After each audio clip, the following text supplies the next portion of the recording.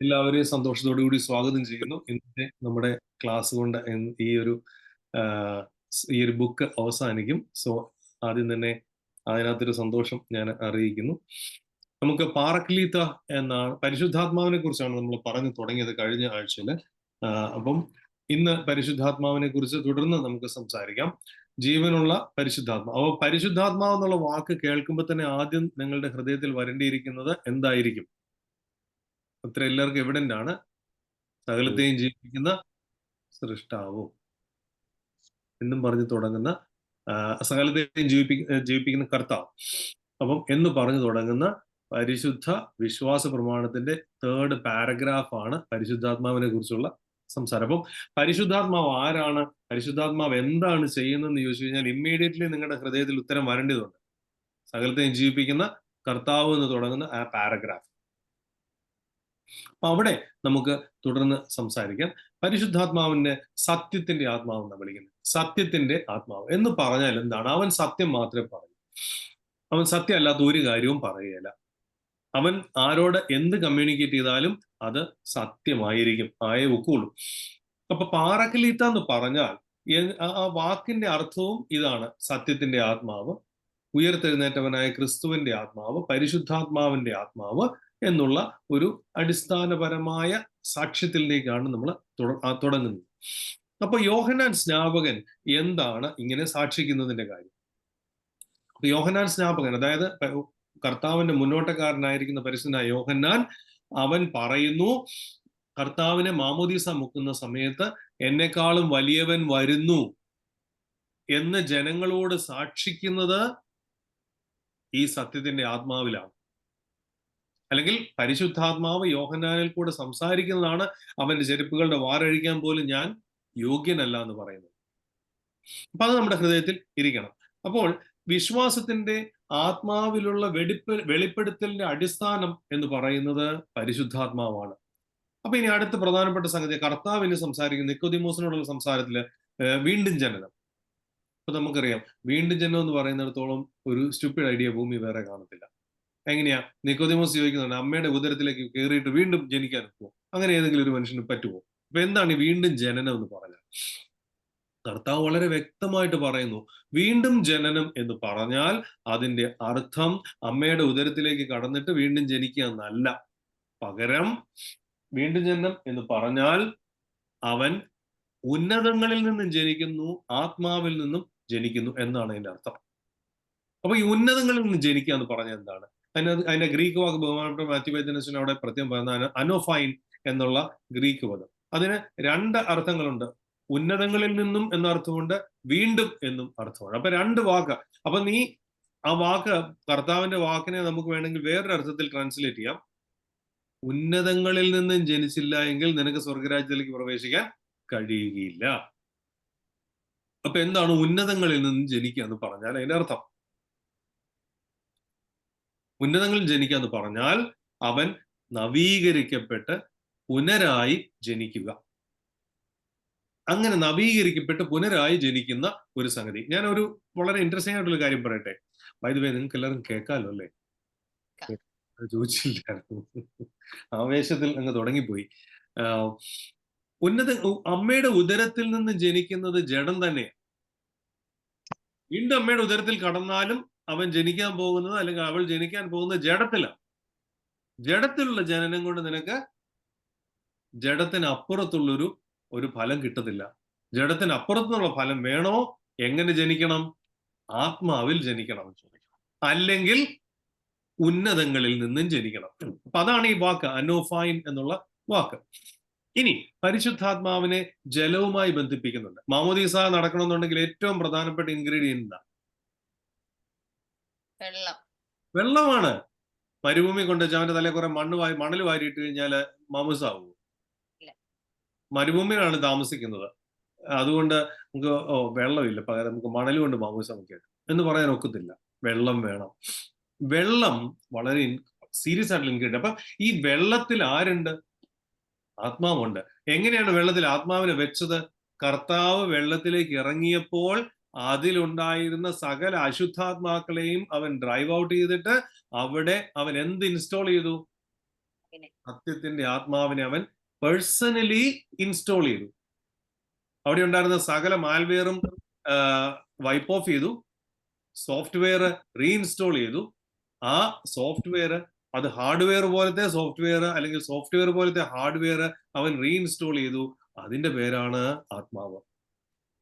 അപ്പൊ കർത്താവ് ശമര്യക്കാരത്തി സ്ത്രീയോട് പറയുന്നുണ്ട്. ശമര്യക്കാരത്തി സ്ത്രീ ചോദിക്കുന്ന വാക്ക് തന്നെ, എനിക്ക് നിത്യജീവന്റെ ജലം തരണമെന്നാണ് പറയുന്നത്. എനിക്ക് ഒരിക്കലും ദാഹിക്കത്തില്ല, അതുപോലത്തെ വെള്ളം എനിക്ക് തരണം. അപ്പൊ കർത്താവ് പറയുന്നുണ്ട്, ഈ നീ സംസാരിക്കുന്ന ആരോടാ നിനക്ക് അറിയാറുന്നെങ്കിൽ നീ ഇതൊന്നും അല്ലായിരുന്നു പറയാൻ പോകുന്നത്. കാണുന്ന ഒരുത്തിനോട് ചുമ്മാതെ മനസ്സിൽ വരുന്നൊക്കെ അങ്ങ് പറയുകയാണോ? അല്ല, നീ സംസാരിക്കുന്ന ആൾ ആരാ നീ അറിഞ്ഞിരുന്നെങ്കിൽ. അപ്പോൾ കർത്താവ് ആരാണ് എന്ന് അറിഞ്ഞു വേണം സംസാരിക്കാൻ എന്ന് ആ സ്ത്രീയോട് പറയുമ്പോൾ ആത്മാവിനെ കുറിച്ചാണ് കർത്താവ് പറഞ്ഞത്. അവൾക്ക് ആത്മാവ് ആരെന്ന് അറിയാൻ പാടില്ലായിരുന്നു. അവളെ പറഞ്ഞ് മനസ്സിലാക്കി ബോധ്യപ്പെടുത്തി കൊടുക്കുകയാണ് ആര്? കർത്താവ്. എന്താണ് കർത്താവ് ബോധ്യപ്പെടുത്തി കൊടുക്കുന്നത്?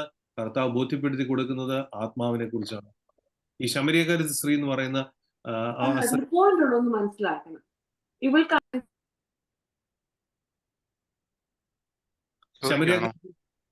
ശമര്യക്കാരത്തി സ്ത്രീയുടെ പേരറിയാമോ ആർക്കെങ്കിലും? ഫൊട്ടീന അല്ല, ഫൊട്ടീനി. Very good. ടെക്സസിലെ അങ്ങനെ ആ പേരിൽ ഒരു പള്ളി പോലും ഉണ്ട് കോപ്റ്റിക് ഓർത്തഡോക്സുകാർക്ക്. ഫോട്ടോസ് എന്നുള്ള വാക്കിന്റെ അർത്ഥം ഗ്രീക്ക് ഭാഷയിൽ ഫോട്ടോസ് വെളിച്ചം എന്നാണ്, ലൈറ്റ്. അതുകൊണ്ടാണ് നമ്മൾ ഫോട്ടോ എടുക്കാന്ന് പറയുന്നത് ലൈറ്റിന്റെ ഇന്റൻസിറ്റി കൂടുന്നത്, കുറയുന്നത്, ലൈറ്റ് ഇല്ലാത്തത്, ലൈറ്റ് ഉള്ളത്, അതെല്ലാം കൂടെ ചേർത്തിങ്ങി വരുമ്പോഴത്തേന് ഒരു ഫോട്ടോ ഉണ്ടാകും. ഫൊട്ടീനി, വെളിച്ചം പ്രാപിച്ചവൾ. ആരുടെ അടുത്തുനിന്ന് വെളിച്ചം പ്രാപിച്ചു? വെളിച്ചത്തിന്റെ അടുത്തുനിന്ന് വെളിച്ചം പ്രാപിച്ചു. പ്രകാശത്തിനുള്ള പ്രകാശവും സത്യദൈവത്തിന്റെ അടുത്തുള്ള സത്യദൈവവും. അവന്റെ അടുത്തുനിന്ന് എന്ത് പ്രാപിച്ചു? വെളിച്ചം പ്രാപിച്ചു. അതാണ് ഫൊട്ടീനി. അപ്പോൾ ഈ കോണ്ടെക്സ്റ്റിലാണ് സത്യത്തിലും ആത്മാവിലും ജനിക്കുക. ആദ്യം നമ്മൾ തുടങ്ങിയത് തന്നെ ഇങ്ങനെയാണ്, ആത്മാവ് സത്യം പറയുന്നവനാണെന്ന് പറഞ്ഞു. ആത്മാവ് സത്യം പറയുന്നവനാന്ന് പറഞ്ഞു. ഇനി സത്യത്തിലും ആത്മാവിലും ജനിക്കണം എന്ന് പറയുന്നത് ഈ ആശയത്തിലാണ്.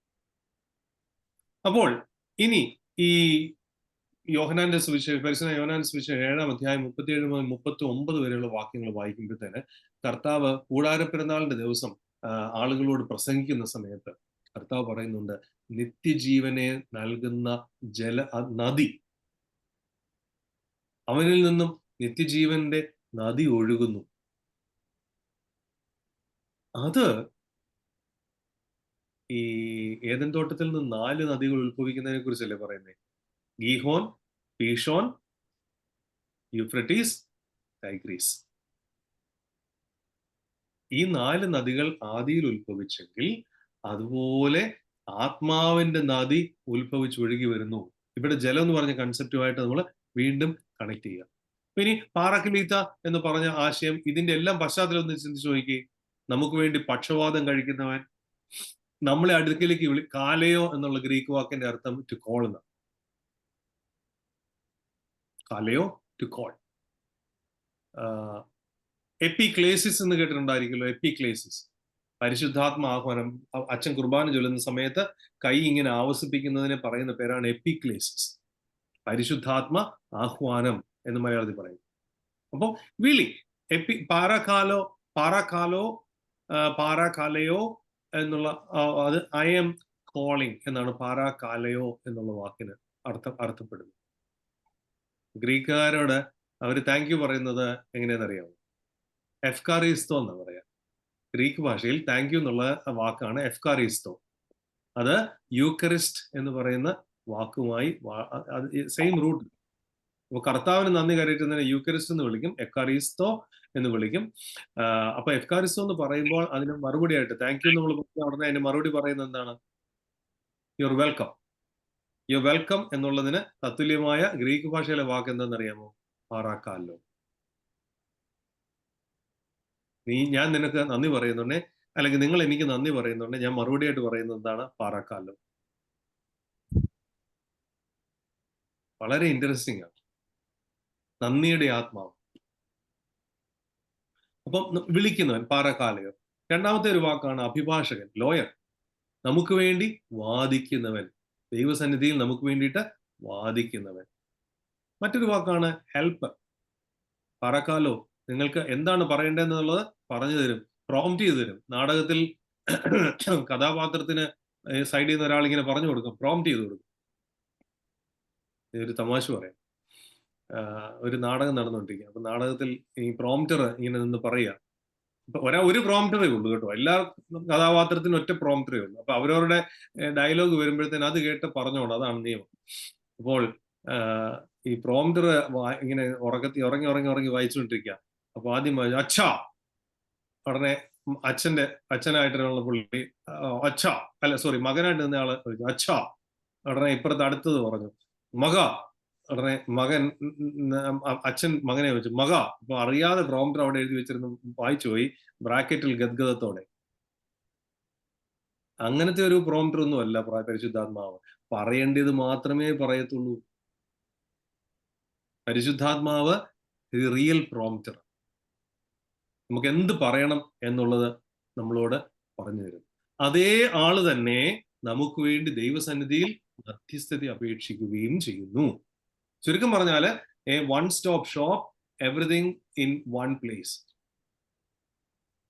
അപ്പം അടുത്തൊരു പ്രധാനപ്പെട്ട സംഗതിയാണ് പരിശുദ്ധാത്മാവ് കംഫർട്ടറാണ്, ആശ്വസിപ്പിക്കുന്നതാണ്. നമുക്ക് നമ്മുടെ ജീവിതത്തിൽ എന്ത് ബുദ്ധിമുട്ട് വന്നാലും നമ്മളെ ആശ്വസിപ്പിക്കുന്നത് പരിശുദ്ധാത്മാവ്. ഞാൻ വേറൊരു ഉദാഹരണം പറയാം. നിങ്ങൾക്ക് ആർക്കെങ്കിലും ഇവിടെ നിരാശ വന്നിട്ടുണ്ടോ? ഒരാൾക്കെങ്കിലും നിരാശ വന്നിട്ടുള്ള ഒരാളിലും ഉണ്ടോ? ഇല്ല എന്നൊക്കെ പറയുകയാണെങ്കിൽ ഇപ്പൊ ഞാൻ നിങ്ങൾക്ക് ഒരുപാട് സ്വർണ്ണം അങ്ങ് തരും എന്ന് പറയാൻ എൻ്റെ ഉണ്ടോ? ഇല്ല. അതുകൊണ്ട് അത് തരത്തില്ല, പേടിക്കണ്ട. ഇനി നിങ്ങൾ ആരും അങ്ങനെ പേടിക്കല്ലോ, ഈ അച്ഛൻ സ്വർണം കൊണ്ട് വരും, അങ്ങനെയൊന്നും വരത്തില്ല, പേടിക്കണ്ട, എൻ്റെ ഇല്ല. എനിവേ, അപ്പം നമുക്ക് വേണ്ടി നമുക്ക് നിരാശ വരുമ്പോൾ നമുക്ക് പലപ്പോഴും ചിലപ്പോൾ തോന്നും, നമുക്ക് പലപ്പോഴും തോന്നാം, ഇനി ജീവിച്ചിട്ട് കാര്യമൊന്നുമില്ല, നിർത്തിയേക്കാം, നമുക്ക് സൂയിസൈഡ് ചെയ്യാം. അങ്ങനെയൊക്കെ ചിന്തിച്ചിട്ടുള്ള ആളുകളൊക്കെ ഉണ്ടായിരിക്കും. അങ്ങനെയൊക്കെ നമ്മൾ ചിന്തിച്ചാലും നമ്മൾ ചെയ്യുമോ? ചെയ്യത്തില്ല. ചെയ്യരുത്. ആ ചിന്തകളൊക്കെ വരാം, കുഴപ്പമൊന്നുമില്ല. പക്ഷെ അങ്ങനെ നമുക്ക് ആ ചിന്ത എന്റർടൈൻ ചെയ്യാൻ പറ്റില്ല. ആ ചിന്ത എന്റർടൈൻ ചെയ്യാൻ പറ്റത്തില്ല എന്ന് പറയുമ്പോൾ ആ ചിന്ത എന്റർടൈൻ ചെയ്യാതിരിക്കുന്നത് എന്തുകൊണ്ടാണ്? ആത്മാവ് നമ്മുടെ ഉള്ളിൽ നിന്ന് നമ്മളോട് പറയാണ്, എടാ എന്നിട്ടും ഞാൻ നിന്റെ കൂടെ ഉണ്ട്. കുറച്ചാൾ മുമ്പ് എൻ്റെ ഒരു പേഷ്യന്റ് എന്നോട് ഇങ്ങനെ പറഞ്ഞു, സൂയിസൈഡ് ചെയ്തേച്ചാൽ മതി, ഇനിയിപ്പം ജീവിച്ചിട്ട് കാര്യമൊന്നുമില്ല, കഴിഞ്ഞു, പരിപാടിയെല്ലാം തീർന്നു, വണ്ടി പോയി. അപ്പൊ ഞാൻ അദ്ദേഹത്തോട് ചോദിച്ചു, അപ്പൊ നിങ്ങൾ സൂയിസൈഡ് ചെയ്ത് കഴിഞ്ഞാൽ നിങ്ങളുടെ ഈ $2 ലക്ഷം കട തീരുമോ? തീരത്തില്ല. എന്നാലും ഞാനിത് അനുഭവിക്കണ്ടല്ലോ. ഞാൻ ചോദിച്ചു, നിങ്ങൾക്ക് ആകെപ്പാടെ 12, 14, 16 വയസ്സുള്ള 3 പിള്ളേരുണ്ട്. ഈ 3 പിള്ളേർക്ക് $2 ലക്ഷം കട വിട്ടേച്ച് നിങ്ങൾ അങ്ങ് പോയി കഴിഞ്ഞാൽ നിങ്ങളുടെ പ്രശ്നങ്ങളൊക്കെ തീരുമോ? അയ്യോ, അതൊരു പ്രശ്നമല്ലോ. അല്ല, എന്നാ പിന്നെ ജീവിക്കാം കേട്ടോ. ഇതുപോലുള്ള കാഴ്ചപ്പാടുകൾ ചിലപ്പോൾ പുറത്തുനിന്നാണ് കേൾക്കുന്നത്, ചിലപ്പോൾ നമ്മുടെ ഉള്ളിൽ തന്നെ ഉണ്ടായി വരും. അങ്ങനെ ഓരോ തവണയും നമ്മുടെ ഉള്ളിൽ നിന്നും പുറത്തുനിന്നും ഒക്കെ നമ്മളോട് സംസാരിക്കുന്ന ആളുടെ പേരാണ് പരിശുദ്ധാത്മാവ്. കർത്താവ് വീണ്ടും പറഞ്ഞു, കാര്യസ്ഥനാണ്. എന്താണ് കാര്യസ്ഥൻ? കാര്യസ്ഥൻ എന്ന് പറഞ്ഞാല് നമുക്ക് വേണ്ടിയിട്ട് കാര്യങ്ങൾ നോക്കി നടത്തുന്ന ആൾ, നമ്മളെ ശരിയായ കാര്യങ്ങൾ ചെയ്യാൻ വേണ്ടി പറഞ്ഞത് മനസ്സിലാക്കി തരുന്ന ആൾ. അപ്പൊ ഒരു കാര്യം ശ്രദ്ധിച്ചു കേട്ടു, കർത്താവ് ലാസ്റ്റ് സപ്പറിന്റെ സമയത്ത് കുർബാന സ്ഥാപിച്ചു കഴിഞ്ഞപ്പോഴത്തേന് അവരോട് പറഞ്ഞൊരു വാക്കാണ്, ഞാൻ പോയാലും നിങ്ങൾക്ക് വേറൊരു കാര്യസ്ഥൻ ഉണ്ടാവും. വേറെ ഒരു കാര്യസ്ഥൻ. അതിനകത്ത് അവന്റെ ആളത്തം വളരെ വ്യക്തമായിട്ട് നമുക്ക് മനസ്സിലാക്കാം. അപ്പോൾ പരിശുദ്ധാത്മാവ് വേറെ ഒരു കാര്യസ്ഥനായിട്ട് വരിക. ഈ കാര്യസ്ഥനാണ് ശിഷ്യന്മാരെ കർത്താവിന്റെ ഉയർത്തെഴുന്നേൽപ്പിന് ശേഷം, കർത്താവിന്റെ സ്വർഗാരോഹണത്തിന് ശേഷം അനുദിനം മുന്നോട്ട് നയിച്ചത്. ഈ പരിശുദ്ധാത്മാവിനെ അയക്കുന്നത് പരിശുദ്ധനായ പുത്രൻ തമ്പുരാൻ. പിതാവിൽ നിന്ന് പുറപ്പെടുന്ന പരിശുദ്ധാത്മാവിനെ പുത്രൻ തമ്പുരാൻ നമുക്ക് തരുന്നു. പിതാവ് പരിശുദ്ധാത്മാവിനെ അയക്കുന്നു, പുത്രന്റെ നാമത്തിലും പുത്രൻ മുഖാന്തരവും അയച്ചു. അപ്പൊ ആ ഓരോ വ്യക്തിക്കും പരിശുദ്ധാത്മാവിനെ വെളിപ്പെടുത്തി ദൈവത്തെ വെളിപ്പെടുത്തി തരുന്നത് പരിശുദ്ധാത്മാവാണ്. ഓരോ ദിവസവും ദൈവം നമുക്ക് വെളിപ്പെട്ട് വരുന്നത് പരിശുദ്ധാത്മാവ് വെളിപ്പെടുത്തി തരുന്നത് കൊണ്ടാണ്. ഇതേ പരിശുദ്ധാത്മാവാണ് യേശുക്രിസ്തുവിന് വേണ്ടി സാക്ഷ്യം വഹിക്കാൻ സഹോദരന്മാരെ പ്രേരിപ്പിച്ചത്. ഇന്നും നമ്മൾ കുരിശ് വരച്ച് ഞാൻ ക്രിസ്ത്യാനിയാണെന്ന് പറയാൻ ആഗ്രഹിക്കുന്നുണ്ടെങ്കിൽ അതിന്റെ കാരണം പരിശുദ്ധാത്മാവ് നമ്മുടെ ഉള്ളിലുള്ളത് കൊണ്ടാണ്. അപ്പോൾ അവൻ ലോകത്തെ ന്യായം വിധിക്കും. ഈ സാക്ഷ്യം വഹിക്കുക എന്ന് പറഞ്ഞ വാക്കിന്റെ അർത്ഥം യേശുക്രിസ്തു ദൈവമാണെന്ന് ഏറ്റുപറയുക. വളരെ ഇൻട്രസ്റ്റിംഗ് ആയിട്ടുള്ള സംഗതി എന്നറിയാമോ? യേശുക്രിസ്തു ദൈവമാണെന്ന് പറയാത്തവൻ കള്ളനാകുന്നു എന്നാണ് പരിശുദ്ധ യോഹന്നാൻ എവങ്കേലിസ്റ്റ് പറയുന്നത്. ദൈവത്തെ യേശുക്രിസ്തുവിനെ മശിഹാൻ അംഗീകരിക്കാതിരിക്കുന്നവൻ പാപിയാകുന്നു എന്ന് പറഞ്ഞ ദൈവത്തിൽ നിന്ന് അകന്നു പോയിരിക്കുന്നവനാണ് യേശുക്രിസ്തുവിനെ മശിഹ എന്ന് അംഗീകരിക്കാത്തത്. നമുക്ക് സെക്കൻഡ് ചാപ്റ്ററിലേക്ക്, അടുത്ത നാലാമത്തെ ചാപ്റ്ററിലേക്ക് കയറിയാൽ കർത്താവ് ആയ പരിശുദ്ധാത്മാവ് വാഗ്ദാനങ്ങൾ നിറവേറ്റുന്നത്. എന്താണ് വാഗ്ദാനം? ഞാൻ നിനക്കിത് തരാം എന്ന് പറയുന്നതാണ് വാഗ്ദാനം. ഞാൻ നിനക്ക് ഇന്ന സാധനം തരാം എന്ന് പറയുന്നത് വാഗ്ദാനം. ഞാൻ എന്നും നിന്റെ കൂടെ ഉണ്ടായിരിക്കും എന്ന് പറയുന്നത് വാഗ്ദാനം. അങ്ങനെ വാഗ്ദാനം നിറവേറ്റുന്നവൻ കർത്താവ് വാഗ്ദാനം ചെയ്തു പോയി. ഇനിയും കർത്താവിന്റെ ജോലി ആ വാഗ്ദാനം നിറവേറ്റുന്നുള്ള, ആ കർത്താവിന് വേണ്ടി ആ വാഗ്ദാനം തരുന്നത് ആരാണ്? അവനാണ് പരിശുദ്ധാത്മാവ്. അവൻ തനിക്ക് വേണ്ടി തെരഞ്ഞെടുക്കപ്പെടുന്നവരെ പ്രചോദിപ്പിക്കുന്നു. പരിശുദ്ധനായ പൗലോസ്ലീഹായെ ദമസ്കോസിന്റെ പടിവാതിൽക്കൽ വെച്ച് തെരഞ്ഞെടുത്തത് ആരാണ്? പരിശുദ്ധാത്മാവ്. പക്ഷെ ക്രിസ്തു നിന്നോട് സംസാരിക്കുന്നു എന്നാ പറയുന്നത്. ആത്മാവ് പൗലോസിനോട് സംസാരിച്ചപ്പോൾ ആര് സംസാരിക്കുന്നതായിട്ടാണ് പൗലോസ് മനസ്സിലാക്കുന്നത്? പരിശുദ്ധാത്മാവ് സംസാരിച്ചപ്പോൾ ക്രിസ്തു സംസാരിക്കുന്നതായി മനസ്സിലാക്കുന്നു. അതാണ് ത്രിത്വം. യേശുക്രിസ്തുവിൽ ആയിത്തീരുക എന്ന് പറഞ്ഞാൽ പരിശുദ്ധാത്മാവിൽ, പരിശുദ്ധ റൂഹായിൽ ആയിത്തീരുകയാണ് എന്ന് അവർക്ക് ബോധിപ്പിച്ചു കൊടുത്തത് ഈ കോണ്ടെക്സ്റ്റിലാണ്. അപ്പോഴാണ് പരിശുദ്ധാത്മാവിന്റെ വ്യാപാരങ്ങൾ എന്തൊക്കെയാണെന്നുള്ള ചോദ്യം ഉണ്ടാകുന്നത്. വെള്ളത്താലും ആത്മാവാലും സ്നാനം സ്വീകരിച്ച് ദൈവസന്നിധിയിലേക്ക് അടുത്തു വരുന്ന ഓരോരുവനും അവൻ ആത്മാഭിഷേകം പ്രാപിക്കുന്നത് എങ്ങനെയാണ്? തലയിൽ കൈവച്ച് അവന് ആത്മാവിന്റെ വ്യാപാരങ്ങൾ ലഭിക്കുന്നു. ഒരാൾക്ക് പട്ടം കൊടുക്കുന്ന സമയം അച്ഛനാക്കുന്നു, ഷമ്മാശനാക്കുന്നു, മെത്രാപ്പോലീത്ത ആക്കുന്നു. അവന്റെ തലയിൽ കൈ ആവസിപ്പിച്ച് തലയിൽ ഇങ്ങനെ മെത്രാപ്പോലീത്ത കൈ ആവസിപ്പിച്ച് ഭാവാതിരുമേനി ഒരു മെത്രാപ്പോലീത്ത ആകേണ്ട ആളുടെ തലയിൽ ഇങ്ങനെ കൈ ആവസിപ്പിച്ച് അദ്ദേഹത്തിന് പരിശുദ്ധാത്മാവിനെ കൊടുക്കുകയാണ് ചെയ്യുന്നത്. അതിനെയാണ് വ്യാപാരം എന്ന് പറയുന്നത്. ഇല്ലാത്ത ഒരു സാധനം ലഭിക്കുന്നു, അവിടെയാണ് വ്യാപാരം എന്ന് പറയുന്നത്. നമ്മൾ കടയിൽ പോയി, നമ്മുടെ വീട്ടിൽ ഉപ്പില്ലെങ്കിൽ നമ്മൾ കടയിൽ പോയി വ്യാപാരം ചെയ്ത് എന്നെ മേടിച്ചുകൊണ്ട് വരും, ഉപ്പ് മേടിച്ചുകൊണ്ട് വരും. ഞാൻ മനഃപൂർവ്വം പറഞ്ഞോ ഉപ്പെന്ന്, കേട്ടോ, പഞ്ചസാര എന്ന് മനഃപൂർവ്വം പറയാതിരുന്ന. എന്തുകൊണ്ടാണ്? നിങ്ങൾ ലോകത്തിന്റെ ഉപ്പാകുന്നു. ഈ ഉപ്പെന്ന് പറയുന്നത്, നമുക്ക് ഉപ്പ് കാരമില്ലാതെ പോയാൽ എന്ന് പറയത്തില്ലേ, നമ്മളായിരിക്കുന്ന ഉപ്പിന് കാരം ലഭിക്കുന്നത് എവിടെ നിന്നാണ്? പരിശുദ്ധാത്മാവിന്റെ സാന്നിധ്യം ഉള്ളപ്പോൾ മാത്രമാണ്. അപ്പൊ അങ്ങനെ പരിശുദ്ധാത്മാവിന്റെ വ്യാപാരം തലയിൽ കൈവച്ച് എണ്ണ പൂശി, യാക്കോബ് പറയും, നിങ്ങൾ രോഗിയായിട്ട് കിടക്കുന്നുണ്ടെങ്കിൽ മൂപ്പന്മാരെ വിളിക്കട്ടെ, മൂപ്പന്മാർ അവന്റെ മേൽ തൈലം പൂശി അവന് പരിശുദ്ധാത്മാവിന്റെ വ്യാപാരം ലഭിക്കട്ടെ. ഈ ഒരു സൈഡ് റിമാർക്ക് പറയാം. കുറിയ എലൈസോൺ എന്നുള്ള വാക്ക് അറിയാലോ അല്ലെ? ഈ കുറിയ എലൈസോൺ എന്ന് പറയുമ്പോൾ എലയോൺ എന്നുള്ള വാക്ക് ഗ്രീക്ക് ഭാഷയിലുള്ള വാക്കാണ് എലയോൺ. എലയോൺ എന്നുള്ള വാക്കിന്റെ അർത്ഥം ഒലിവ് ഓയിൽ എന്നാണ്. കിരിയെ എന്ന് പറഞ്ഞാൽ അല്ലയോ കർത്താവേ, എലയോൺ oil, olive oil, olive oil. അപ്പൊ ഈ ഒലിവ് ഓയിൽ ഒഴിച്ചാണ് നല്ല ശമരിയാക്കാരൻ തല്ലുകൊണ്ടവനെ സംരക്ഷിച്ചത്. ഒലിവ് ഓയിൽ ഒഴിച്ച. അപ്പോൾ കിരിയെ എലൈസോൻ എന്ന് പറയുമ്പോൾ കർത്താവെ കരുണ ചെയ്യണമേ എന്ന് പറയുമ്പോൾ കർത്താവെ സൗഖ്യത്തിന്റെ ഒലിവ് ഓയിൽ നീ എന്നിൽ ഒഴിക്കണമേ എന്നതിന്റെ അർത്ഥം. അങ്ങനെ ഒലിവ് ഓയിൽ ഒഴിച്ച് ഒരുവന് രോഗസൗഖ്യം കൊടുക്കുന്ന, ഒരുവൾക്ക് രോഗസൗഖ്യം കൊടുക്കുന്ന ആ പരിപാടിയുടെ പേരാണ് പരിശുദ്ധാത്മ തൈലാഭിഷേകം. അപ്പോ രോഗിക്ക് തൈലാഭിഷേകം കൊടുക്കുന്നതിന്റെ പശ്ചാത്തലം മനസ്സിലായി കാണുമല്ലോ. പിന്നെ ഒരു ചോദ്യം, നിങ്ങൾക്ക് എല്ലാവർക്കും അറിയാവുന്ന, ഉത്തരം അറിയാവുന്നതായതുകൊണ്ട് ഞാൻ ചോദ്യം ചോദിക്കാം. എത്ര പ്രാവശ്യം തൈലാഭിഷേകം സ്വീകരിക്കാം? എത്ര പ്രാവശ്യം വേണമെങ്കിലും, നോ ലിമിറ്റ്സ്. അൺലിമിറ്റഡ് ആയിട്ട് തൈലാഭിഷേകം സ്വീകരിക്കാം. എന്ന് പറഞ്ഞ് പനി വന്ന ഉടനെ അച്ഛൻ ഓടിവായോ തൈലാഭിഷേകം തായോ എന്നൊന്നും പറയല്ല. അത് സീരിയസ് ആയിട്ട് എടുക്കേണ്ടിയിരിക്കുന്ന ഒരു ഉദാശയാണെന്ന് എല്ലാവരും ഓർത്തിരിക്കുക.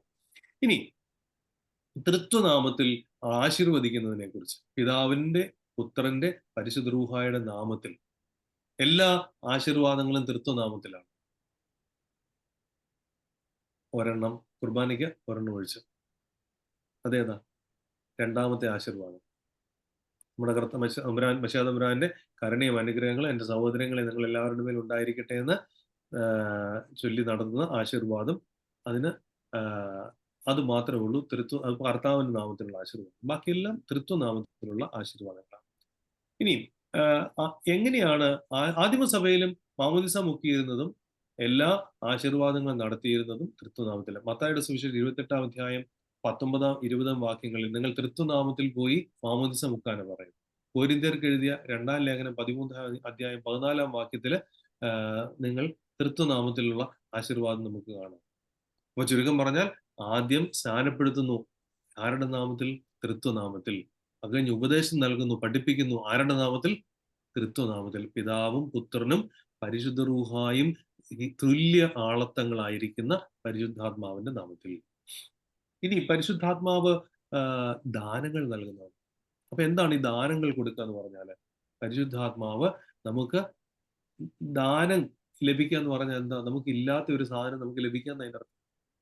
നമുക്ക് യൂസ്ഫുൾ ആയിരിക്കുന്ന ഒരു സാധനം ലഭിക്കുക എന്നുള്ളത്. അപ്പൊ ഈ ഗിഫ്റ്റ് കൊടുക്കുമല്ലോ, നമ്മളെല്ലാം പിള്ളേർക്കൊക്കെ ഗിഫ്റ്റ് കൊടുക്കും. എന്ന് വെച്ചാൽ നമ്മൾ പറയും, അയ്യോ ഞാൻ നിനക്ക് ഗുണം ചെയ്തില്ലേ, എന്നിട്ട് നിനക്ക് നന്ദി ഉണ്ടോടാ, നിനക്ക് നന്ദി ഉണ്ടോടി എന്നൊക്കെ നമ്മൾ തന്നെ നമ്മുടെ പിള്ളേരോട് ചിലപ്പോൾ ചോദിക്കുകയും ചെയ്യും. ഞാനും ചോദിക്കാറുണ്ട് കേട്ടോ. നിങ്ങളെല്ലാം പാവികളും, ഞാൻ അങ്ങനെ ചോദിക്കില്ല, അങ്ങനെ ഒന്നും വിചാരിക്കേണ്ട. എൻ്റെ പിള്ളേരോട് ഞാനും ചോദിക്കാറുണ്ട്, ഞാൻ നിനക്ക് അത് കൊണ്ട് തന്നില്ലേ, എന്നിട്ട് നിനക്ക് നന്ദി ഉണ്ടോടി, നന്ദി ഉണ്ടോടാ. എൻ്റെ അപ്പൻ എന്നോട് ചോദിച്ചിട്ടുണ്ട്, എൻ്റെ അമ്മ എന്നോട് ചോദിച്ചിട്ടുണ്ട്, ഞാൻ എൻ്റെ പിള്ളേരോട് ചോദിച്ചു. നമ്മളെല്ലാം ചെയ്യാം. പക്ഷേ ഈ ദാനം എന്ന് പറയുന്ന സംഗതി, അതിന് മീനിങ് ഉണ്ടാകുന്ന എപ്പോഴാണെന്നറിയാം? നമുക്കത് യൂസ്ഫുൾ ആണെന്ന് നമുക്കതിന് തോന്നുമ്പോൾ.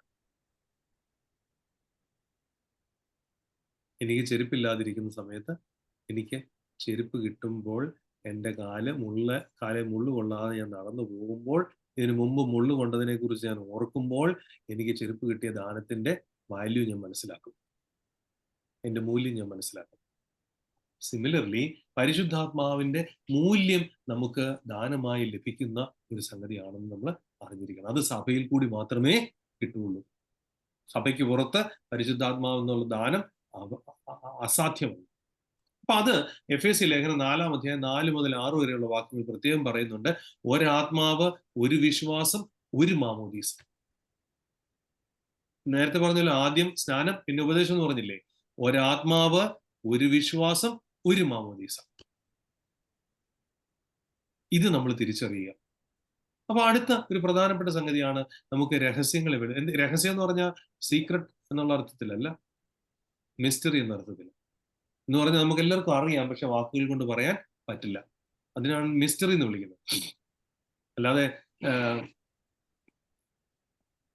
ഈ പറഞ്ഞ പോലെ രഹസ്യം, സീക്രട്ട് അല്ല, മാജിക് കാണിക്കുന്ന പോലെയൊന്നുമല്ല. അപ്പോൾ ഈ ഇഗ്നാത്യോസ്, പരിശുദ്ധനായ ഇഗ്നാത്യോസ് നൂറോനോ, അന്ത്യോക്യയിലെ ഇഗ്നാത്യോസ്, അദ്ദേഹം എഴുതിയ ലേഖനത്തില് പ്രത്യേകമായിട്ട് പറയുന്നുണ്ട്, എന്നെ ആർക്കെങ്കിലും ജഡത്തിൽ വഞ്ചിക്കാൻ പറ്റുമായിരിക്കും, പക്ഷെ ആത്മാവിൽ എന്നെ വഞ്ചിക്കാൻ ഒക്കെയാണ്. നമ്മൾ വിചാരിക്കണം, നമ്മള് നേരെ വാ നേരെ പോകുന്ന ചിന്തിക്കുമ്പോൾ നമ്മളെ കളിപ്പിച്ചുകൊണ്ട് പോയിട്ടുള്ള അനുഭവങ്ങളുണ്ടോ ആർക്കെങ്കിലും? നമ്മൾ നേരെ വാ നേരെ പോകുന്ന ചിന്തിക്കുന്നു, നമ്മളെ കളിപ്പിച്ചുകൊണ്ട് പോകുന്നു. എന്നെ കളിപ്പിച്ചുകൊണ്ട് പോയിട്ടുണ്ട് കേട്ടോ. ഒരിക്കലും ഞാൻ കോട്ടയം ടൗണിലെ ഒരു കടയിൽ കയറി നിൽക്കുന്നുണ്ട്. ഒരു മനുഷ്യൻ്റെ അടുത്ത് വന്ന് കുറെ നേരം കരഞ്ഞു. അയ്യോ അച്ഛൻ എന്നാ വന്നേ? എന്നെ കണ്ട വഴിക്ക് എന്നെ പുള്ളിക്ക് മനസ്സിലായി ഞാൻ വിദേശത്ത് നിന്ന് വന്നതാണ്. അയ്യോ അച്ഛൻ എന്നാ വന്നേ? അന്ന് ഞാൻ ജന്മാശനം. എന്നാ പോലും എന്നോട് എന്നെ കയറി അച്ഛാന്നൊക്കെ വിളിച്ച്, അച്ഛാ എൻ്റെ കൊച്ച് എന്നൊക്കെ പറഞ്ഞ് കരഞ്ഞ് നിലവിളിച്ച്, അന്ന് എൻ്റെ 500 രൂപ, എന്നാ 1996 അന്ന് 500 രൂപ എന്ന് പറഞ്ഞാൽ വൻ തുകയാണ്. എൻ്റെ 500 രൂപയും മേടിച്ചോണ്ട് ഈ കക്ഷി കാര്യം എൻ്റെ കൊച്ചിന് അയ്യോ മരുന്ന് മേടിക്കാനാണെന്നൊക്കെ പറഞ്ഞ് കാര്യം ഞാൻ എൻ്റെ അലിഞ്ഞ് 500 രൂപ എടുത്തിട്ട് പോക്കറ്റിൽ നിന്ന് കൊടുത്തു. ഇയാൾ ഈ കാശും കൂടി നേരെ കോട്ടയം ടൗണിൽ രാജധാനി ഹോട്ടലിലോട്ട് കയറി. ഞാൻ എൻ്റെ വാതിക്കെ കുറച്ചു നേരം നിന്നു. ഇവൻ എൻ്റെ 500 രൂപ നോട്ടിനകത്ത് എത്ര 100 രൂപ നോട്ട് കൊടുത്ത് കള്ളു പിടിച്ച് ഇറങ്ങി വന്നു എനിക്ക് എന്നെ അറിയാൻ പറ്റില്ല. എനിക്ക് എന്നോട് തന്നെ പുച്ഛം തോന്നി. എന്നെ കളിപ്പിച്ചുകൊണ്ട് പോയി. എനിക്ക് ഭയങ്കര നാണക്കേടും തോന്നി. ഞാൻ വീട്ടിൽ ചെന്നു എൻ്റെ പപ്പയോട് പറഞ്ഞു, പപ്പ ഒരുത്തൻ ഇന്ന് എന്നെ കളിപ്പിച്ചുകൊണ്ട് പോയി. കരഞ്ഞിട്ട് ഞാൻ കാശ് കൊടുത്ത് എന്നെ കളിപ്പിച്ചുകൊണ്ട് പോയി. പപ്പ പറഞ്ഞു സാരമില്ലേ മജ. ഞാൻ പറഞ്ഞു എന്റെ 500 രൂപ പോയി. സെമിനാരി പഠിച്ച വലിയ ജ്ഞാനിയായിട്ട് ഇറങ്ങി വന്നേക്കുന്ന ആളാണ് ഞാൻ. പപ്പ സെമിനാരിലൊന്നും പഠിച്ചിട്ടുമില്ല. പപ്പ എന്നോട് പറഞ്ഞു സാരമില്ല മജ, 500 രൂപയല്ലേ ഉള്ളൂ, 500 രൂപ എത്രയോ കൂടുതൽ തിരിച്ചു വരും, സാരമില്ല. അവൻ കൊണ്ടുപോയി എന്ന് വിചാരിച്ചു. കുറച്ച് ദിവസം എനിക്ക് മനപ്രയാസമാണ്. അത് കഴിഞ്ഞ് പിന്നെ ഞാൻ ഒരു നമ്മുടെ സീനിയർ ആയിരിക്കുന്ന ഒരു അച്ഛൻ്റെ അടുത്ത് ചെന്ന് ഈ കഥ വീണ്ടും പപ്പാവ് സമാധാനിപ്പിച്ച് തികഞ്ഞില്ല, കാരണം ഒരു സീനിയർ അച്ഛൻ്റെ അടുത്ത് എന്ന് പറഞ്ഞു തന്നെ. അദ്ദേഹം ചിരിച്ച് ചെന്നോട് പറഞ്ഞു, അച്ഛാ അവൻ ഇല്ലാഞ്ഞിട്ടല്ലേ ചെമ്മാശ കൊടുത്തേ, ആരുമില്ല, ചെമ്മാശന് ദൈവം തരും. അവൻ ഇല്ലാഞ്ഞിട്ടല്ലേ കൊടുത്തത്, അവന്റെ ഇല്ലായ്മയിൽ പരിശുദ്ധാത്മാവ് അവന് കൊടുത്തത് എൻ്റെ കയ്യിൽ നിന്ന് എടുത്തായിരുന്നു എന്നുള്ള ഒരു ബോധ്യം അന്നേരം എനിക്ക് വന്നു. അപ്പൊ ആരെങ്കിലും കളിപ്പിച്ചോ? ആരെങ്കിലും കളിപ്പിക്കപ്പെട്ടോ?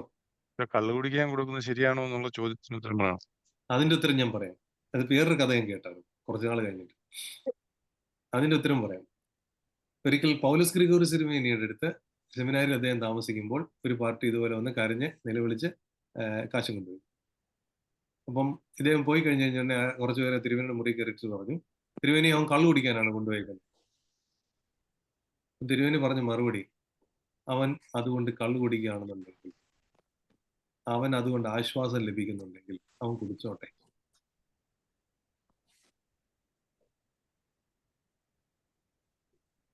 അവൻ അതുകൊണ്ട് ആശ്വാസം ലഭിക്കുന്നുണ്ട്, അവൻ കുടിച്ചോട്ടെ. അവൻ അതുകൊണ്ട് ആ കള്ളുകൂടി കൊണ്ട് അവൻ ഒരു ദിവസം കൂടി സൂയിസൈഡ് ചെയ്യാതിരിക്കുന്നുണ്ട്, അവൻ കുടിച്ചോട്ടെ. ബൈ ദി വേ, നിങ്ങൾ ഈ കള്ള് എന്ന് പറഞ്ഞ വിഷയം പറഞ്ഞില്ല, ഞാനാ പറഞ്ഞത്, നിങ്ങളല്ല, ഞാൻ പറഞ്ഞില്ല. നിങ്ങൾക്കറിയാമോ ഈ മദ്യം എന്നുള്ള വാക്കിന് ഇംഗ്ലീഷിൽ പറയുന്ന വാക്കെന്താ? ആൽക്കഹോൾ. അല്ല, അത് കേട്ടിട്ടുണ്ട്. വേറൊരു വാക്ക് പറ. liquor. അത് കൊള്ളാം. വേറെ വാക്കുണ്ട്, പറ. ഇതിലൊക്കെ നല്ല വാക്കുണ്ടെന്ന് പറ. സ്പിരിറ്റ്. സ്പിരിറ്റ്, കണ്ടോ? കലക്കം വാക്കല്ലേ സ്പിരിറ്റ്. ഇനി നിങ്ങൾ പറഞ്ഞേ, ഹോളി സ്പിരിറ്റും അല്ലാത്ത ആൽക്കഹോളിനെ സ്പിരിറ്റ് എന്ന് വിളിക്കുന്നത് എന്തുകൊണ്ട്? Evil spirit. ഈവിൾ സ്പിരിറ്റും ഉണ്ട്. ഇതെല്ലാം എന്ത് ചെയ്യുന്ന? ആത്മാവിനെ പ്രദാനം ചെയ്യും. ഉണർവ് കൊടുക്കുന്നു. ആത്മാവിനെ മൂപ്പിക്കുന്ന സാധനം ആയതുകൊണ്ട് അതിനെ സ്പിരിറ്റ് എന്ന് വിളിക്കുന്നു. കള്ള് കുടിച്ചിട്ടുള്ളവർക്ക് അറിയാം, നന്നായിട്ടൊന്ന് കുടിക്കാന്നുണ്ടെങ്കിൽ കാലിലൊക്കെ പിരിപിരിപ്പ് വരും. നല്ല ആത്മാവ് വന്നു കഴിഞ്ഞാൽ നമുക്ക് സന്തോഷത്തിന്റെ സ്പിരിച്വൽ അവസ്ഥയിലേക്കാവും. ഈ കള്ള് കുടിക്കാതെ ആത്മാവിന്റെ സന്തോഷത്തിലായിരിക്കുന്നതിനെയാണ് ഹോളി സ്പിരിറ്റ് എന്ന് വിളിക്കുന്നത്. This is the connection. ഏതായാലും നെൽസൺ ചോദിച്ചതിന് ചോദ്യത്തിന് ഒരു ഉത്തരം കൂടെ പറയാം കേട്ടോ. ഒരു മനുഷ്യന്റെ അകത്ത് ഒരു ഷോട്ട് എന്ന് പറഞ്ഞാൽ 30 ml ആൽക്കഹോള് ചെന്നാൽ പ്രത്യേകിച്ച് വലിയൊന്നും സംഭവിക്കത്തില്ല. പക്ഷെ ആ 30 ml ചെല്ലുമ്പോൾ ഈ 30 ml ചെന്നു എന്നും ഇതിന് എനിക്ക് ആവശ്യമില്ല എന്നും തോന്നണം. ഓക്കെ, 30 ml ചെന്നാൽ ആ 30 ml ചെന്നുവെന്നും എനിക്കിത് ആവശ്യമില്ലാത്തതായിരുന്നു എന്നും തോന്നണം. കേട്ടല്ലോ? 60 ml ചെന്നാൽ ആ വ്യക്തി ഛർദ്ദിക്കണം. കേട്ടല്ലോ? ഇനി 60 ml മദ്യം അകത്ത് ചെന്നാൽ ആ വ്യക്തി ഛർദ്ദിക്കണം. അതൊരു ഹെൽത്തി ഹ്യൂമൻ ബീയിങ്ങിന്റെ അടയാളമാണ്. 90 ml ചെന്നാലും ഛർദ്ദിക്കാതിരിക്കുന്നവൻ എന്താണ്? Addicted. ആൽക്കഹോളിക്. അത് രോഗമാണ്. ഇനി അവരവര് തന്നെ തീരുമാനിച്ചു എത്ര പേര് ആൽക്കഹോളിക്കാണ്, രോഗികളാണ്. കള്ളു കുടിക്കുന്നത് ശരിയാണോ തെറ്റാണോ എന്നൊക്കെ ആളുകൾ എൻ്റെ അടുത്ത് വന്ന് ചോദിക്കാറുണ്ട്. പിന്നെ അതിന്റെ കൂട്ടത്തിൽ ന്യായം പറയാറുണ്ട്. എന്താണ്? കർത്താവ് വാറ്റി കൊടുത്തില്ലേ, കർത്താവ് വെള്ളത്തെ വീഞ്ഞാക്കി കൊടുത്തില്ലേ, പിന്നെ ഞാൻ ഇച്ചിട്ടെണ്ണം അങ്ങോട്ട് അടിച്ച എന്നെ കുഴപ്പം? ആ വാറ്റിക്കൊടുത്ത കർത്താവ് തന്നെ നിന്റെ ഉള്ളിൽ ഒരു സാധനം കൂടെ ഇൻസ്റ്റാൾ ചെയ്തിട്ടുണ്ട്. എന്താണ്? 30 ml ചെല്ലുമ്പോഴത്തേന് തന്നെ നിനക്കിത് വേണ്ടാത്തതാണെന്ന് തോന്നണം. 60 ml ചെന്ന് കഴിഞ്ഞാൽ നീ ഛർദ്ദിക്കണം. നീ ഛർദ്ദിക്കുന്നില്ലെങ്കിൽ നീ എന്താണ്? ആൽക്കഹോളിക്. രോഗിയാ. ആൽക്കഹോളിക് എന്നല്ല പറയണ്ടേ, രോഗിയാ. ഡയബറ്റീസ് ഉള്ളവൻ മധുരം തിന്നിട്ട് ഓ ഞാൻ നോക്കത്തൊന്നും ഇല്ലെന്നേ എന്ന് പറയുന്നതിനെ വേറെ ഒരു പേര് വിളിക്കാം. എന്താണ്? Non complaint. അല്ല അല്ല സിനി, ഇച്ചിരി നല്ല വാക്ക് പറ. SI എന്ന് പറയും. മനസ്സിലായി കാണുമല്ലോ അല്ലേ? ഉം. മനസ്സിലാകാത്തവർക്ക് വേണ്ടിയിട്ട് പറയാം. Suicidal ideation. That is something similar. അവരവർക്ക് തീരുമാനിക്കുക എന്താ വേണ്ടതെന്ന്. ഇനി സഭയെ കൂട്ടിയോജിപ്പിക്കുന്ന ചരടാണ് നിങ്ങൾ ദൈവത്തിന്റെ ആലയം, നിങ്ങൾ കല്ലുകളാകുന്നു എങ്കിൽ ഈ കല്ലുകളെ കൂട്ടി യോജിപ്പിക്കുന്ന സിമന്റ് ആണ് ആര്? പരിശുദ്ധ. പരിശുദ്ധാത്മാവ്. അവൻ തന്നെയാണ് സൃഷ്ടിയിൽ പങ്കാളിയായിരിക്കുന്നത്. അവൻ തെരഞ്ഞെടുത്ത അവൻ സൃഷ്ടിയിൽ, അത് ആദിയിൽ സൃഷ്ടി നിർവഹിച്ചത് പരിശുദ്ധാത്മാവാണ്. വെള്ളത്തിന്റെ മീതെ ആത്മാവ് പരിവർത്തിച്ചുകൊണ്ടിരുന്നു. കോഴി മുട്ടയുടെ മേൽ കയറി ഇരുന്ന് കോൺസ്റ്റന്റ് ആയിട്ട് 21 ദിവസം ചൂട് കൊടുത്ത് അതിനുള്ള ജീവനെ ഉണർത്തുന്നത്, ആ ചൂടിന് സമാനമാണ് പരിശുദ്ധാത്മാവ്. അങ്ങനെയുള്ള പരിശുദ്ധാത്മാവിന്റെ ആലയമാണ് നമ്മൾ. ദൈവത്തിന്റെ ആലയം, പരിശുദ്ധാത്മാവിന്റെ ആലയമാണ് നമ്മൾ. മാമോദീസായിലൂടെ നാം ദൈവത്തിന്റെ ആലയമായി തീർന്നിരിക്കുന്നു. അപ്പൊ പരിശുദ്ധാത്മാവിനെ കുറിച്ച് തെറ്റായിട്ടുള്ള ഒരുപാട് വ്യാഖ്യാനങ്ങളൊക്കെ ഉണ്ട്. ഈ അപ്പോസ്തല പ്രവൃത്തികളില് 12-ാം അധ്യായത്തിലും 13 ആ ഭാഗത്തോട്ട് വരുമ്പോഴത്തേന് ശിമയോൻ എന്ന് വിളിക്കുന്ന ഒരാൾ വന്നേച്ച് പറയുന്നതാണ്, ഞാൻ കാശ് തരാം, എനിക്ക് പരിശുദ്ധാത്മാവിനെ കൊടുക്കാനുള്ള പവർ തരാമോ.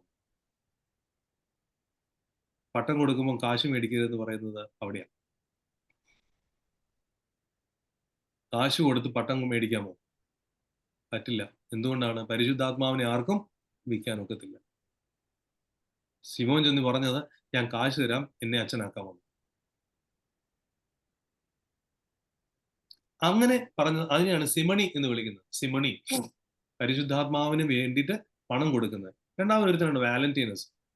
വാലന്റീനസ് പറഞ്ഞു, ദൈവത്തിന്റെ പ്രപഞ്ചത്തിനും സൃഷ്ടിക്കും ഇടയ്ക്കായിട്ടുള്ള ഒരാളാണ് പരിശുദ്ധാത്മാവ് എന്ന് പറഞ്ഞു. അത് തെറ്റായിരുന്നു. മൊണ്ടാനസ് എന്ന് പറഞ്ഞ വേറൊരു മനുഷ്യൻ, അയാൾ പറഞ്ഞു, ഞാനാണ് പരിശുദ്ധാത്മാവ്. അങ്ങനെ പറയുന്ന പല ആളുകൾ ഇന്നത്തെ കാലത്തും ഉണ്ട് കേട്ടോ. ഞാനാണ് പരിശുദ്ധാത്മാവ്, ഞാൻ പറയും, ഞാൻ പ്രവചനം നടത്തും, ഞാനിപ്പോ നിങ്ങളോട് അത് പറയാം ഇത് പറയാന്നൊക്കെ പറഞ്ഞു വരുന്ന കക്ഷികളുണ്ട്. കറുകച്ചാലിനടുത്ത്, കോട്ടയത്തിനടുത്ത് കറുകച്ചാലിനടുത്ത് ഒരു പാർട്ടി ഉണ്ടായിരുന്നു. പുള്ളിയെ കൂത്രപ്പള്ളി ദൈവം എന്നാണ് വിളിച്ചത്. അദ്ദേഹം പുള്ളിക്ക് വെളിപ്പാടൊക്കെ ഉണ്ട്, ഞാൻ ദൈവമാകുന്നു എന്ന് പറഞ്ഞു. കൂത്രപ്പള്ളി എന്ന് പറഞ്ഞ സ്ഥലം അവിടെയുണ്ട്. അദ്ദേഹം മരിച്ചു പോയിട്ട് 100 വർഷത്തിലേക്ക് കാണുമായിരിക്കും. അങ്ങനെയുള്ള പല കക്ഷികളും ഇന്നും ഉണ്ടായിട്ടുണ്ട്, ഇപ്പോഴും ഉണ്ട്. ആൾ ദൈവങ്ങൾ പേരിൽ അറിയപ്പെടുന്ന മൊണാർക്കിയൻ സിദ്ധാന്തത്തെ കുറിച്ച് നമ്മൾ കഴിഞ്ഞ ക്ലാസ്സിൽ പറഞ്ഞായിരുന്നു. എന്താണ് മൊണാർക്കിയൻസ്? ഒരാർക്കി, ഒരു ഉത്ഭവം മാത്രമേ ഉള്ളൂ എന്ന് പറയുന്നത്. ദൈവം ഒരുവൻ മാത്രമാണ്. അപ്പൊ അവൻ പഴയ നിയമത്തിൽ പിതാവെന്ന പേരിലും, പുതിയ നിയമകാലത്ത് പുത്രൻ എന്നതിനും, പുതിയ നിയമാനന്തര കാലത്ത് പരിശുദ്ധാത്മാവെന്ന പേരിലും വന്നു എന്നും പറഞ്ഞ് കുറെ ആളുകൾ വന്നു. അതേസമയത്ത് പിതാക്കന്മാർ റിയലായിട്ട് പഠിപ്പിച്ച എങ്ങനെയാണ്? അത്തനാഗോറസ്, ഐറേനിയസ്, അലക്സാണ്ട്രിയയിലെ ക്ലെമിസ്, അങ്ങനെയുള്ളവര് പിതാവ്, പുത്രൻ, പരിശുദ്ധ റൂഹ എന്ന് പറയുന്ന 3 ആളത്തങ്ങളുണ്ടെന്നും ഈ 3 ആളത്തങ്ങളുടെയും ഉണ്മ എന്ന് പറയുന്നത് ഒന്നാണെന്നും പഠിപ്പിച്ചു. പിതൃ പരിശുദ്ധ റൂഹായുടെ 3 ആളത്തങ്ങളുണ്ടെങ്കിലും അവന്റെ ഉണ്മ ഒന്നാണ്. 1 എസൻസ് 3 പേഴ്സൺസ്. ഒരു ഊസിയ 3 ഹെപ്പസ്റ്റാസിസ് എന്ന് പഠിപ്പിച്ചു. ഹിപ്പോളിറ്റസ് എന്ന് പറയുന്ന പിതാവ്, അദ്ദേഹം പറഞ്ഞത്, ഞാൻ പരിശുദ്ധാത്മാവിനെ ആരാധിക്കുന്നുവെന്ന്. പരിശുദ്ധാത്മാവ് ദൈവമായതുകൊണ്ട് ഞാൻ പരിശുദ്ധാത്മാവിനെ ആരാധിക്കുന്നു എന്ന് പറഞ്ഞു. ഒരു നിമിഷം ഒന്ന് ഹോൾഡ് ചെയ്യണേ.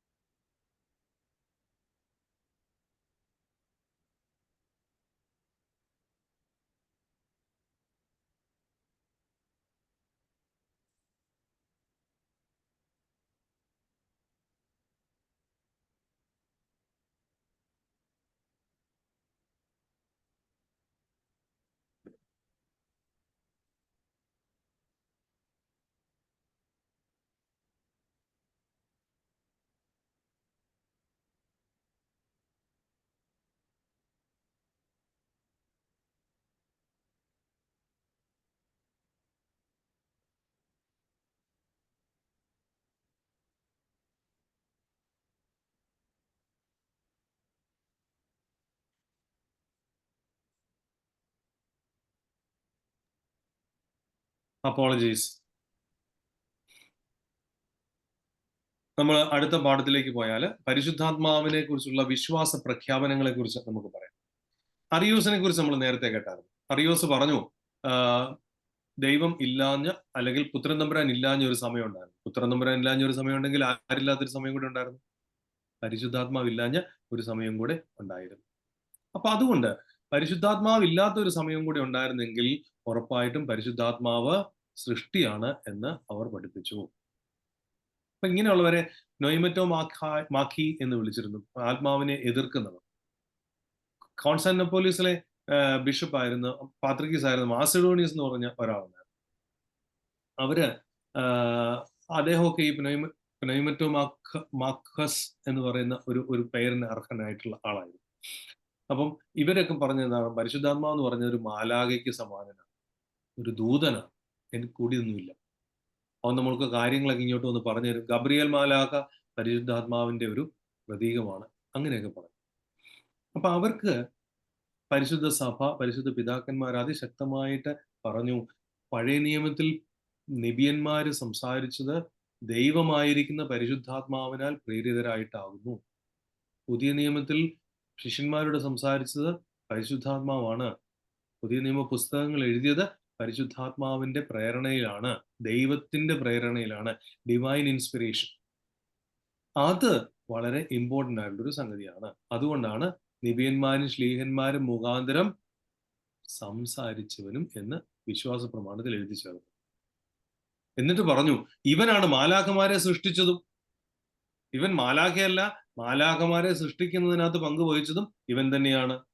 അവൻ നിത്യതയിലുള്ളവനാണ്, ആദ്യം മുതലുള്ളവനാണ്. അവൻ ഒരിക്കൽ പോലും അവൻ സൃഷ്ടിക്കപ്പെട്ടവനല്ല, അവൻ നിത്യതയിലുള്ളവനാണ്.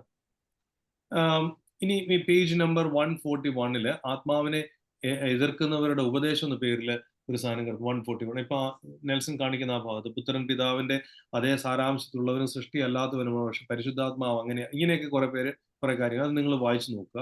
അത് ഞാനങ്ങ് സ്കിപ്പ് ചെയ്യുന്നു. പരിശുദ്ധാത്മാവിനെ കുറിച്ചുള്ള ഒരു ഈ പറഞ്ഞ പരിശുദ്ധാത്മാവ് സൃഷ്ടിയാണെന്ന് പറഞ്ഞപ്പോൾ അതിനെതിരെ കൊണ്ടുവന്നൊരു വാദമാണ്, പുത്രൻ സൃഷ്ടിയല്ല എങ്കിൽ പരിശുദ്ധാത്മാവ് സൃഷ്ടിയാണ് എന്ന് പറയാൻ പറ്റുമോ? പിതാവും പുത്രനും പരിശുദ്ധ റൂഹായും എന്ന് പറയുന്നിടത്ത് പുത്രൻ സൃഷ്ടിയല്ല എങ്കിൽ പരിശുദ്ധാത്മാവും സൃഷ്ടി അല്ലാതായിരിക്കണം. അവൻ ഒരു ദൂതനല്ല. അപ്പോൾ പരിശുദ്ധനായ യോഹന്നാൻ ശ്ലീഹ 15-ാം അധ്യായത്തിൽ പ്രത്യേകം ഇതിനെക്കുറിച്ച് പറയുന്നുണ്ട്. അവൻ പിതാവിൽ നിന്ന് പുറപ്പെടുന്നവൻ,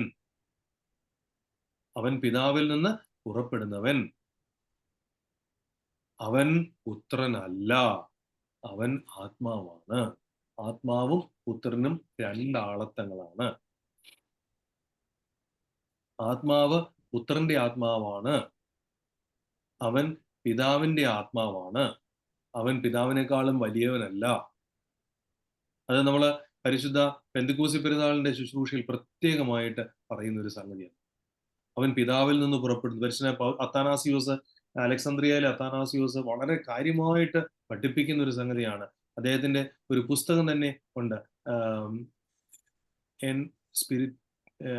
എൻ സ്പിരിറ്റു സാങ്ക്ടി എന്ന് പറഞ്ഞൊരു പുസ്തകം തന്നെയുണ്ട്. അതിപ്പോ പിതാവിൽ നിന്ന് പുറപ്പെടുന്നു, അവൻ പിതാവിനോട് സാരാംശത്തിൽ ഒന്നായിരിക്കും. ഈ സാരാംശത്തിൽ സമത്വം ഉള്ളതെന്ന് പലപ്പോഴും പല ആളുകളും പറയുന്നുണ്ട്, പുസ്തകത്തിൽ അച്ചടിച്ച് വെച്ചിട്ടുണ്ട്. ശരിക്കും പരിശുദ്ധാത്മാവ് പിതാവുമായിട്ടും പുത്രനുമായിട്ടും സാരാംശത്തിൽ സമത്വമുള്ളവനല്ല, പകരം ഒന്നാണ്, സാരാംശത്തിൽ ഒന്നായിരിക്കുന്നവനും എന്ന് പറഞ്ഞാൽ അവരുടെ എല്ലാവരുടെയും 3 പേരുടെയും സാരാംശം ഒന്നു തന്നെയാണ്. പിതാവിന്റെ സാരാംശം പുത്രന്റെ സാരാംശമായിട്ട് വ്യത്യാസമല്ല. അവൻ പിതാവും പുത്രനും പരിശുദ്ധ റൂഹായുടെ കൂടുമ്പോഴത്തേനാണ് തൃത്വത്തിന്റെ പൂർണ്ണത. എഴുതിയിരിക്കുന്ന വേദപുസ്തകവും എഴുതപ്പെടാത്ത പാരമ്പര്യവും ഒരേ അർത്ഥത്തിൽ സമന്വയിച്ചു വരുന്നതാണ് പാരമ്പര്യം. അത് പരിശുദ്ധാത്മാവിലാണ് പൂർത്തീകരിക്കപ്പെടുന്നത്. ഇത് എല്ലാ വിശ്വാസിയും അംഗീകരിക്കണം. എങ്കിൽ മാത്രമേ നമ്മുടെ വിശ്വാസം പൂർത്തീകരിക്കപ്പെടുകയുള്ളൂ. പരിശുദ്ധാത്മാവ് മനുഷ്യനെ ശുദ്ധീകരിക്കുന്നു. പരിശുദ്ധാത്മാവ് മനുഷ്യനെ പ്രകാശിപ്പിക്കുന്നു. പരിശുദ്ധാത്മാവ് മനുഷ്യന് പുതുമ നൽകുന്നു. പരിശുദ്ധാത്മാവ് മനുഷ്യന് അഭിഷേകം നൽകുന്നു. പരിശുദ്ധാത്മാവ് അവന് ദൈവികമാകുന്ന സകല നന്മകളും കൊടുക്കുന്നു. പരിശുദ്ധാത്മാവ് മനുഷ്യനെ സൃഷ്ടിക്കും അതീതനാക്കുന്നു. അവൻ മാലാഖമാരെക്കാളും അല്പം താഴ്ത്തി മനുഷ്യനെ സൃഷ്ടിച്ചെങ്കിൽ പരിശുദ്ധ മാമോദീസായിലൂടെയും വിശുദ്ധ കുർബാന അനുഭവിക്കുന്നതിലൂടെയും മാലാഖമാരെക്കാളും ഉയർത്തി. അവനെ മേശയിൽ അപ്പം വീഞ്ഞായി കാണുവാൻ മനുഷ്യന് അധികാരം കൊടുത്തു. വാനവരിടയിൽ അസൂയാദോഷം പാടുണ്ടെങ്കിൽ വാനവരിടയിൽ അസൂയാദോഷം പാടുണ്ടെങ്കിൽ മാനുഷ്യ സുഖത്തിൽ അത് അവർക്ക് മനുഷ്യരോട് ദൂതന്മാർക്ക് അസൂയ അവരുടെ ഇടയിൽ ഇല്ല. അസൂയ ഉണ്ടാകാൻ പറ്റുമെങ്കിൽ മനുഷ്യന്റെ ഈ നിലയിൽ അവരോട് മാലാഖമാർക്ക് അസൂയ ഉണ്ടാകണമെങ്കിൽ ആ അസൂയ ഉണ്ടാകുന്ന അവസ്ഥയിലേക്ക് അവരെ ആക്കിക്കൊണ്ട് വന്നേക്കുന്ന ആരാണ്? പരിശുദ്ധാത്മാവാണ്. അപ്പം തൃത്വത്തിന്റെ ആളത്വത്തെ നമുക്ക് മനസ്സിലാക്കി തരുന്നത് പരിശുദ്ധാത്മാവാണ്. അങ്ങനെയാണ് തൃത്വത്തിന്റെ ആളത്വത്തെ നമ്മൾ കാണേണ്ടത്. പിതാവും പുത്രനും പരിശുദ്ധ റൂഹായും ഒരുപോലെ ആളത്വമുള്ളവരാണ്. അപ്പോൾ പിതാവ് ഒന്ന്, പുത്രൻ ഒന്ന്, പരിശുദ്ധ റൂഹ ഒന്ന് എങ്കിൽ തൃത്വം എന്ന് പറയുന്നത് ഒന്നേ അധികം ഒന്നല്ല, പകരം ഒന്നേ ഗുണം ആണ്. അതാണ് തൃത്വം. ഇത് മനസ്സിലാക്കി തരുന്നത് പരിശുദ്ധാത്മാവാണ്. അതുകൊണ്ട് പരിശുദ്ധാത്മാവ് നിത്യനാണ്. അതുകൊണ്ട് പരിശുദ്ധാത്മാവിന്റെ ദൈവത്വം നിത്യദൈവത്വമാണ്. അതുകൊണ്ട് പരിശുദ്ധാത്മാവിന്റെ വ്യാപാരങ്ങളെല്ലാം നിത്യമാണ്. അതുകൊണ്ട് പരിശുദ്ധാത്മാവ് അവൻ നിന്നാണ് ജീവൻ ഉണ്ടാവുന്നത്. ഈ നേരത്തെ നമ്മൾ പറഞ്ഞില്ലേ, സ്പിരിറ്റ് എന്ന് പറഞ്ഞില്ലേ? സ്പിരിറ്റ് വന്നു കഴിയുമ്പോഴത്തേ നമുക്കൊരു ബബിളിംഗ് ഉണ്ടാവും എന്ന് പറഞ്ഞില്ലേ? നമ്മുടെ ഉള്ളിൽ ഓരോ ശ്വാസത്തിനും ഒരു ബബിൾ ഉണ്ടായിക്കൊണ്ടിരിക്കുക. വെള്ളത്തിനടിയിൽ നിന്ന് ഇങ്ങനെ കുമള വന്ന് പൊട്ടുന്ന കണ്ടിട്ടില്ലേ? ഓരോ കുമളയും വായു, റൂവാഹ്. ഓരോ ശ്വാസവും ഓരോ കുമിളകൾ. അതുകൊണ്ടാണ് അവനെ ആത്മാവെന്ന് വിളിക്കുന്നത്. അവനാണ് നമുക്ക് ജീവൻ. അവനാണ് മനുഷ്യാവതാര പ്രക്രിയ പൂർത്തീകരിക്കാൻ കാരണമാക്കി തീർത്തത്. ദൈവത്തിന്റെ ആത്മാവ് നിന്നിൽ വരും, നീ ഗർഭം ധരിക്കും, നീ ഒരു മകനെ പ്രസവിക്കും, അവന് ദൈവം നമ്മോടുകൂടി എന്നർത്ഥമുള്ള ഇമ്മാനുവേൽ എന്ന് പേര്. പരിശുദ്ധാത്മാവിന്റെ പ്രവർത്തനം. പിന്നെ നേരത്തെ പറഞ്ഞല്ലോ, ഈ വിശ്വാസ പ്രമാണത്തിൽ ഓരോ ഖണ്ഡികയും ഓരോ ഹെറസികളെ തള്ളിക്കളഞ്ഞുകൊണ്ടുണ്ടാക്കിയതാണ്. പരിശുദ്ധാത്മാവിനെ കുറിച്ച് പറയുന്ന ആ പാരഗ്രാഫ് നിങ്ങൾ വായിച്ചു നോക്കുക. ഓരോ ഹെറസി അവിടെ നമ്മൾ നേരത്തെ പറഞ്ഞു. അത് കഴിഞ്ഞിട്ട് ഈ കാത്തലിക് ചർച്ചില് ഒരു ഹെറസി ഉണ്ടായി, ഫിലിയോക്വെ എന്ന പേരിൽ. പിതാവിൽ നിന്നും പുത്രനിൽ നിന്നും പുറപ്പെടുന്നവനാകുന്നു പരിശുദ്ധാത്മാവെന്ന് തോമസ് അക്വിനാസിന്റെ എഴുത്തുകളുടെ അടിസ്ഥാനത്തിൽ കത്തോലിക്ക സഭ പറഞ്ഞു. ഓർത്തഡോക്സ് സഭകൾ അത് അംഗീകരിച്ചിട്ടില്ല, അംഗീകരിക്കുന്നുമില്ല. കാരണം എന്താണ്? വേദപുസ്തകത്തിൽ അതില്ല. പരിശുദ്ധനായ യോഹന്നാന്റെ സുവിശേഷം 15-26 വാക്യത്തിൽ കൃത്യമായിട്ട് എഴുതി വെച്ചിട്ടുണ്ടാകും, പിതാവിൽ നിന്ന് പുറപ്പെടുന്നവൻ, പുത്രനിൽ നിന്ന് പുറപ്പെടുന്നവൻ അവിടെ ഇല്ല. അതുകൊണ്ട് തന്നെ ഫീലിയോക്വേ എന്ന് പറഞ്ഞാൽ ഫ്രം ദ സൺ എന്നാണ് ആ വാക്കിന്റെ അർത്ഥം. പുത്രനിൽ നിന്നും പുറപ്പെടുന്ന ആത്മാവ് അല്ല. അത് തോമസ് അക്വീനാസ് ഓഗസ്റ്റിൻ ഓഫ് ഹിപ്പോയിൽ നിന്ന് എടുത്ത ആശയമാണ്. ആ ആശയം ഓർത്തഡോക്സ് സഭകൾ അംഗീകരിച്ചിട്ടില്ല. ഇനി കപ്പദോക്യൻ പിതാക്കന്മാര് പരിശുദ്ധാത്മാവിനെ കുറിച്ച് എന്താണ് പറഞ്ഞത്? പരിശുദ്ധനായ ബസേലിയോസ്, അദ്ദേഹം അരിയോസിന്റെ വേദവിപരീതത്തിനെതിരെ ശക്തമായിട്ട് യുദ്ധം ചെയ്ത ആളാണ്. ബസേലിയോസ്, അദ്ദേഹത്തിന്റെ സഹോദരനായ ഗ്രിഗോറിയോസ്, നാസിയാൻസിലെ ഗ്രിഗോറിയോസ്, ഇവര് 3 പേരും അതിശക്തമായിട്ട് എയ്ത്തിയേഴ്സ്, എവനോമിയസ് എന്നൊക്കെ വിളിക്കുന്ന വേദ വിപരീതികൾക്ക്. ഈ എവനോമിയസ് ഞാൻ നേരത്തെ പറഞ്ഞായിരുന്നു, കഴിഞ്ഞ ക്ലാസ്സിലും പറഞ്ഞായിരുന്നു. എവനോമിയസ് വേദവിപരീതം കൊണ്ടുവന്ന നിയോ പ്ലേറ്റോണിസം എന്ന പേരുള്ള വേദവിപരീതം കൊണ്ടുവന്ന ആളാണ് എവനോമിയസ്. അപ്പം ഈ എവനോമിയസിന്റെ വേദവിപരീതത്തിൽ ആത്മാവിന് ഒരു സാന്നിധ്യമോ സാങ്കത്യമോ ഇല്ല. അതിനെതിരെയൊക്കെ ശക്തമായിട്ട് യുദ്ധം ചെയ്ത ആളാണ് പരിശുദ്ധനായ ബസേലിയോസ്. അതോ ഡി സ്പിരിറ്റു സാങ്ക്ടോ, ഞാൻ നേരത്തെ എന്നോട് ക്ഷമിക്കണം, ഞാൻ നേരത്തെ പരിശുദ്ധ അത്താനാസിയോസ് എന്നാ പറഞ്ഞത്, അല്ല, സെയിന്റ് ബേസിലാണ് ഡി സ്പിരിറ്റു സാങ്ക്ടോ എന്ന് പറഞ്ഞ പുസ്തകം എഴുതിയത്. ആ പുസ്തകത്തിനകത്ത് Holy Spirit, of the Holy Spirit എന്ന വാക്കിന്റെ അർത്ഥം, ആ പുസ്തകത്തിനകത്ത് പരിശുദ്ധാത്മാവിന് പിതാവാൻ ദൈവത്തിന് സമാനമായിരിക്കുന്ന ആളത്വമുണ്ട് എന്ന് പറയും. അതാണ് നമ്മൾ പെന്തക്കോസ്തി പെരുന്നാളിലും പ്രത്യേകം പറയുന്നത്. അവൻ പിതാവിനോട് പുത്രനോടും കൂടെ വന്ദിക്കപ്പെട്ട് സ്തുതിക്കപ്പെടുന്നവനാണ്. അവന്റെ നാമത്തിൽ കൂടിയാണ് നമ്മൾ മാമോദീസ സ്വീകരിച്ചിരിക്കുന്നത്. അതുകൊണ്ടാണ് നമ്മുടെ മാമോദീസ മൂലം നമുക്ക് രക്ഷയുണ്ടാകുന്നത്. യോഹന്നാന്റെ സുവിശേഷം 4-ാം അധ്യായം 24-ാം വാക്യത്തിൽ ശമരിയക്കാരി സ്ത്രീയോട് കർത്താവ് പറയുന്നുണ്ട്, ദൈവം ആത്മാവാകും. ഇതാണ് പരിശുദ്ധാത്മാവ് ദൈവമാകുന്നു എന്ന് പറയുന്നതിന്റെ ഏറ്റവും അടിസ്ഥാനപരമായ കാരണം. പറഞ്ഞേക്കുന്ന ആരാ? കർത്താവ് തമ്പുരാൻ തന്നെയാണ്. അപ്പോൾ അവൻ ആരാലും ശുദ്ധീകരിക്കപ്പെടുന്നില്ല, പകരം അവൻ ശുദ്ധീകരിക്കുന്നവനാകും. ഇത് പെന്തക്കോസ്തി പെരുന്നാളിന്റെ ശുശ്രൂഷയുടെ പ്രൊമിയോനൊക്കെ ഇത്തവണ വരുന്നുണ്ട്. നിങ്ങൾ ശ്രദ്ധിച്ച് കേട്ട് നോക്കണം, വളരെ ക്ലിയർ ആയിട്ട് അതിനകത്ത് പറയുന്നു. അപ്പൊ പരിശുദ്ധാത്മാവ് ഇത് നമുക്ക് തരുമ്പോൾ അവൻ നമുക്ക് ചില അവകാശങ്ങളും തരുന്നുണ്ട്. എന്തൊക്കെയാണ് അവൻ തരുന്ന അവകാശം? ഒന്നാമത് അവൻ തരുന്നത് നമുക്ക് സ്വർഗരാജ്യത്തിലേക്ക് കയറാനുള്ള അവകാശം, സ്വർഗരാജ്യത്തിലേക്ക് പ്രവേശിക്കാനുള്ള അവകാശം. 2, നമ്മൾക്ക് പുത്രത്വം തരുന്നു, അത് നമ്മുടെ അവകാശമായിട്ട് മാറുന്നു. എന്ന് പറഞ്ഞാൽ പിതാവിന്റെ ഇൻഹെറിറ്റൻസ് നമുക്ക് ലഭിക്കുന്നു. എന്താണ് പിതാവിന്റെ ഇൻഹെറിറ്റൻസ് എന്ന് പറയുന്നത്? നിത്യജീവനെ നമുക്ക് തരുന്നു. അത് നമുക്കൊരു അവകാശമാണ്. പിന്നത്തെ ഒരു സംഗതി എന്താ? പിശാചിൽ നിന്നുള്ള അടിമത്തത്തിൽ നിന്നും സ്വാതന്ത്ര്യം നൽകുന്നു. അത് നമ്മുടെ അവകാശമായിട്ട് മാറുക. അതുകൊണ്ട് തന്നെ ദൈവത്തിന്റെ മകൾ, son of God, children of God നമ്മളെ വിളിക്കാൻ പറ്റുന്നു. ഇനിയും സ്വർഗരാജ്യത്തിലെ മഹത്വം നമുക്ക് അനുഭവവേദ്യമാക്കി തരുന്ന ആ പ്രോമിസിന്റെ ഫുൾഫിൽമെന്റ് എന്ന് പറയുന്നതും പരിശുദ്ധാത്മാവ് മൂലമാണ്. അങ്ങനെയാണെങ്കിൽ പിതാവും പുത്രനും പരിശുദ്ധ റൂഹായും ഒരുപോലെ ഒരേ സാരാംശത്തിലും ഒരേ വ്യത്യസ്ത ആളത്വങ്ങളിലും ഉള്ളവരാണെങ്കിൽ ആ പിതാവിനും പുത്രനും കൊടുക്കുന്ന അതേ വിശേഷണങ്ങൾ പരിശുദ്ധാത്മാവിന് ഉപയോഗിക്കാമെങ്കിൽ പരിശുദ്ധാത്മാവ് രക്ഷയിലേക്ക് നമ്മെ നയിക്കുന്ന വളരെ ഇൻഡിസ്പെൻസിബിൾ ആയിരിക്കുന്ന ഒരു എൻറ്റിറ്റിയാണ്. ആ പരിശുദ്ധാത്മാവിൽ നമ്മൾ വിശ്വസിക്കുന്നു. പിതൃപുത്ര പരിശുദ്ധ റൂഹായിൽ ഞാൻ വിശ്വസിക്കുന്നു. ഇത് വളരെ പ്രധാനപ്പെട്ട ഒരു കാര്യം. അവൻ സ്വയമായിട്ട് ഉണ്ടായി വന്നവനാണ്. അവനെ ആരും സൃഷ്ടിച്ചതല്ല. അവന് പിതാവിൽ നിന്ന് പുറപ്പെടുന്നവനാണ്. പുത്രനോടുകൂടെ വന്ദിക്കപ്പെട്ട് സ്തുതിക്കപ്പെടുന്നവൻ. ഈ 3 ആളത്വങ്ങളും ഒന്നായി വരുന്നത് അവരുടെ സാരാംശം ഒന്നായിരിക്കുന്നത് കൊണ്ട്. അപ്പോൾ തൃത്വത്തിൽ ഏകത്വവും ഏകത്വത്തിൽ തൃത്വവും, ഇതാണ് ക്രൈസ്തവ വിശ്വാസത്തിന്റെ ഏറ്റവും അടിസ്ഥാനം.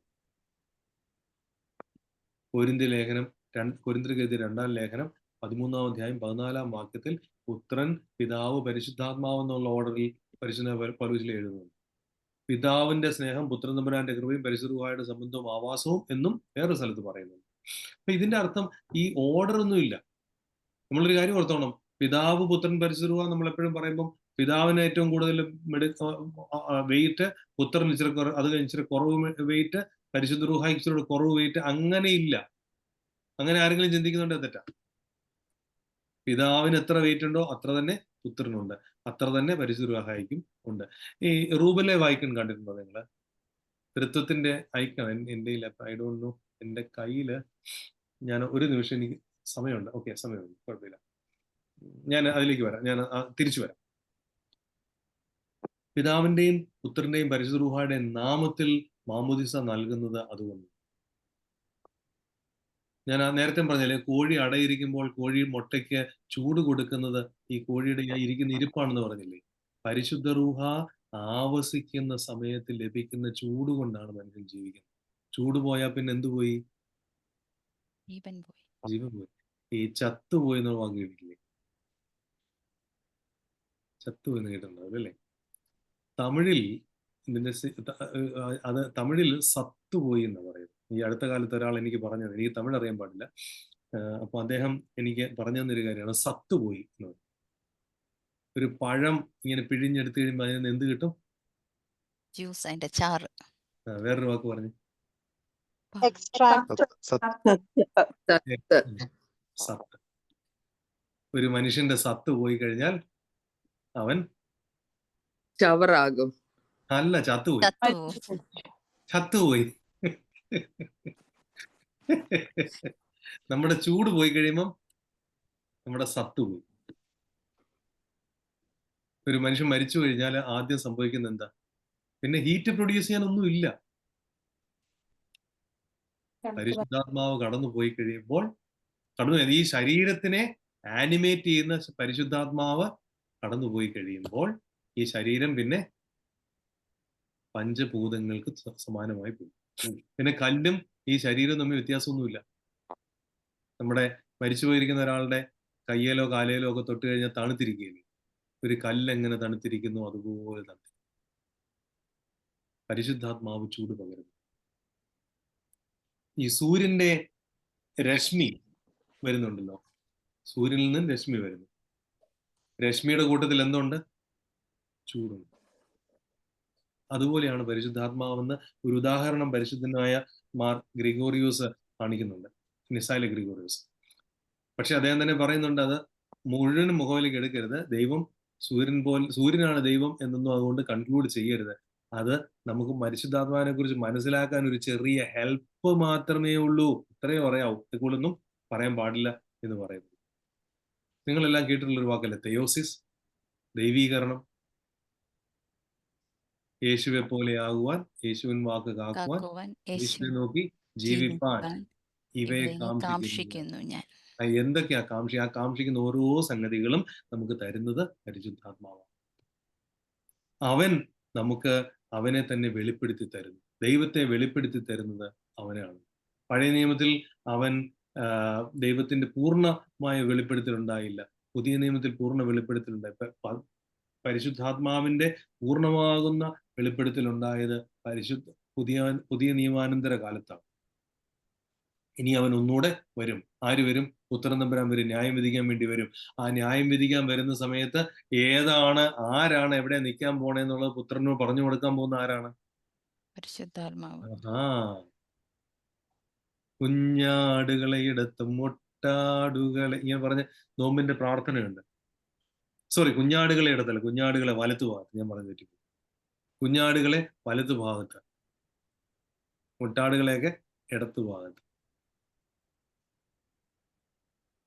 എങ്ങനെയാ കുഞ്ഞാടാണോ മുട്ടാടാണോ തീരുമാനിക്കുന്നത്? പരിശുദ്ധാത്മാവ് പറയുന്നുണ്ട്. ദേവൻ ജേക്കബ് മാത്യു എന്ന പേര്, അവനെയാണ് ഇടത്ത് വശത്തോട്ട് നിർത്തിയത്. അവനെ വെട്ടിക്കളഞ്ഞു. അങ്ങനെ പറയുന്നത് ആരാണ്? പരിശുദ്ധാത്മാവ്. മനുഷ്യര് പലപ്പോഴും പറയും, അതിനകത്ത് കഥയൊന്നുമില്ല. പരിശുദ്ധാത്മാവ് അവനെ പറയാതിരിക്കാൻ ഞാൻ നോക്കുക എന്നുള്ളത് മാത്രമാണ് എൻ്റെ ജീവിതം. അപ്പോൾ ആ പരിശുദ്ധാത്മാവിന്റെ ദാനങ്ങൾ സ്വീകരിച്ചുകൊണ്ട്, നേരത്തെ പറഞ്ഞല്ലോ ദാനം, ആ പരിശുദ്ധാത്മാവിന്റെ ദാനങ്ങൾ സ്വീകരിച്ചുകൊണ്ട് നമ്മൾ ദൈവികരായിട്ട് തീരണം. ഇതാണ് നമ്മുടെ പ്രധാനപ്പെട്ട ഒരു ലക്ഷ്യം എന്ന് പറയാം. ഞാൻ ഒരു നിമിഷം ഒരു സംഗതി ഒന്ന് സെർച്ച് ചെയ്തെടുക്കട്ടെ. ഹോൾഡ് ചെയ്യൂ പ്ലീസ്.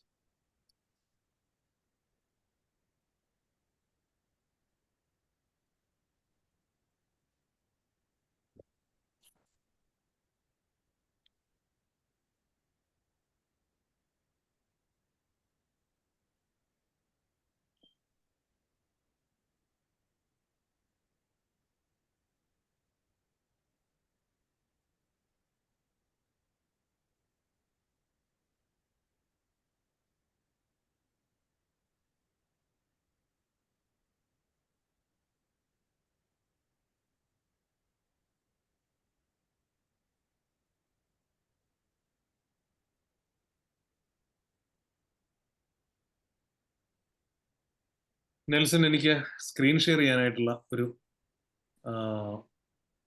പെർമിഷൻ, ഒരു റൈറ്റ് എന്ന് തന്നെ, പരിശുദ്ധാത്മാവ് തരുന്ന ഒരു റൈറ്റ്.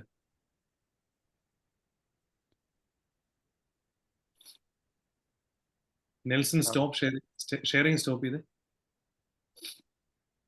ട്രിപ്പിൾ എന്നിട്ട് എനിക്ക് സ്ക്രീൻ ഷെയർ ചെയ്യാനുള്ള റൈറ്റ് ആണ്. പോയല്ലോ. കിട്ടി. Thank you. കിട്ടിയോ? കിട്ടി. പിന്നെ ഓക്കെ. ഇപ്പൊ കാണാമോ? എനിക്ക് കാണാം. അതേ എന്റെ ഉള്ളൂ. സ്ക്രീൻ കാണാനൊക്കുന്നുണ്ടോ? കാണുന്നില്ല. കാണും. എന്റെ മൗസ് കാണാമോ? ആ. ഇത് റൂബിലെ വൈക്കൺ ആണ്. റൂബിലെ വൈക്കൺ എന്ന് പറയും. തൃത്വം ആണ് ഈ ഐക്കണിലുള്ളത്. ഇവിടെ നിങ്ങൾ കാണേണ്ടിയിരിക്കുന്നത് എന്തെന്നറിയാമോ? പരിശുദ്ധ തൃത്വം അബ്രഹാമിന്റെ അടുത്ത് വിസിറ്റിന് ചെന്നതാണ് ഇവിടുത്തെ വിഷയം. പരിശുദ്ധ തൃത്വം അബ്രഹാമിന്റെ അടുത്ത് വിസിറ്റിന് ചെന്നിരിക്കുന്നു. നമ്മൾ വീട് കുദാശയ്ക്ക് ചൊല്ലുന്ന ഒരു ഗീതമുണ്ട്, വാഴ്വേറ്റ അബ്രഹാം താതൻ തൻ ഭവനം 3 പുമാന്മാരാൽ എന്ന് പറയുന്ന ഭാഗമുണ്ടല്ലോ. അപ്പോൾ ഉൽപ്പത്തി 18-ാം അധ്യായത്തിലാണ്. ഇനി ഇവിടെ നിങ്ങൾ നോക്കിക്കേ, ഇത് പിതാവ്, ഇത് പുത്രൻ, ഇത് പരിശുദ്ധ രൂപ. സകലതയും ജീവിപ്പിക്കുന്നവൻ, വെജിറ്റേറ്റീവ്, അതുകൊണ്ട് പച്ച നിറത്തിലുള്ള ഗൗൺ. തന്റെ രക്തം മൂലം ലോകത്തിന് ജീവൻ നൽകിയതായതുകൊണ്ട് അവന് ചുവന്നത്. സകലത്തെയും സൃഷ്ടിക്കുന്നവനായിരിക്കും എന്നുള്ളതുകൊണ്ട് നീല. ആരാ നടുക്ക് നിൽക്കുന്നത്? പുത്രൻ. ഇനി നിങ്ങൾ ശ്രദ്ധിച്ചു നോക്കിയേ, ഇങ്ങനെ ഈ മൗസ് വരുന്നത് കാണണേ.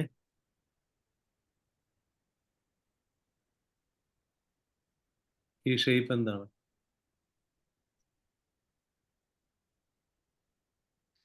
കണ്ടോ ഇല്ലയോ? ഒന്നുകൂടെ കാണിക്കാം. എന്റെ മൗസ് വരുന്നത് ശ്രദ്ധിച്ചോണേ.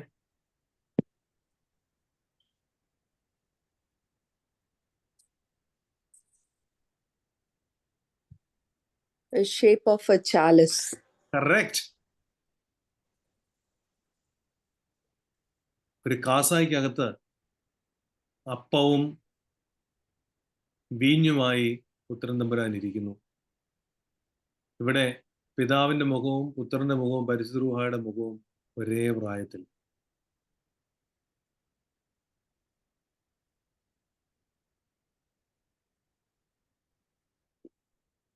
തൃത്വത്തിൽ 3 പേരും ഒരേ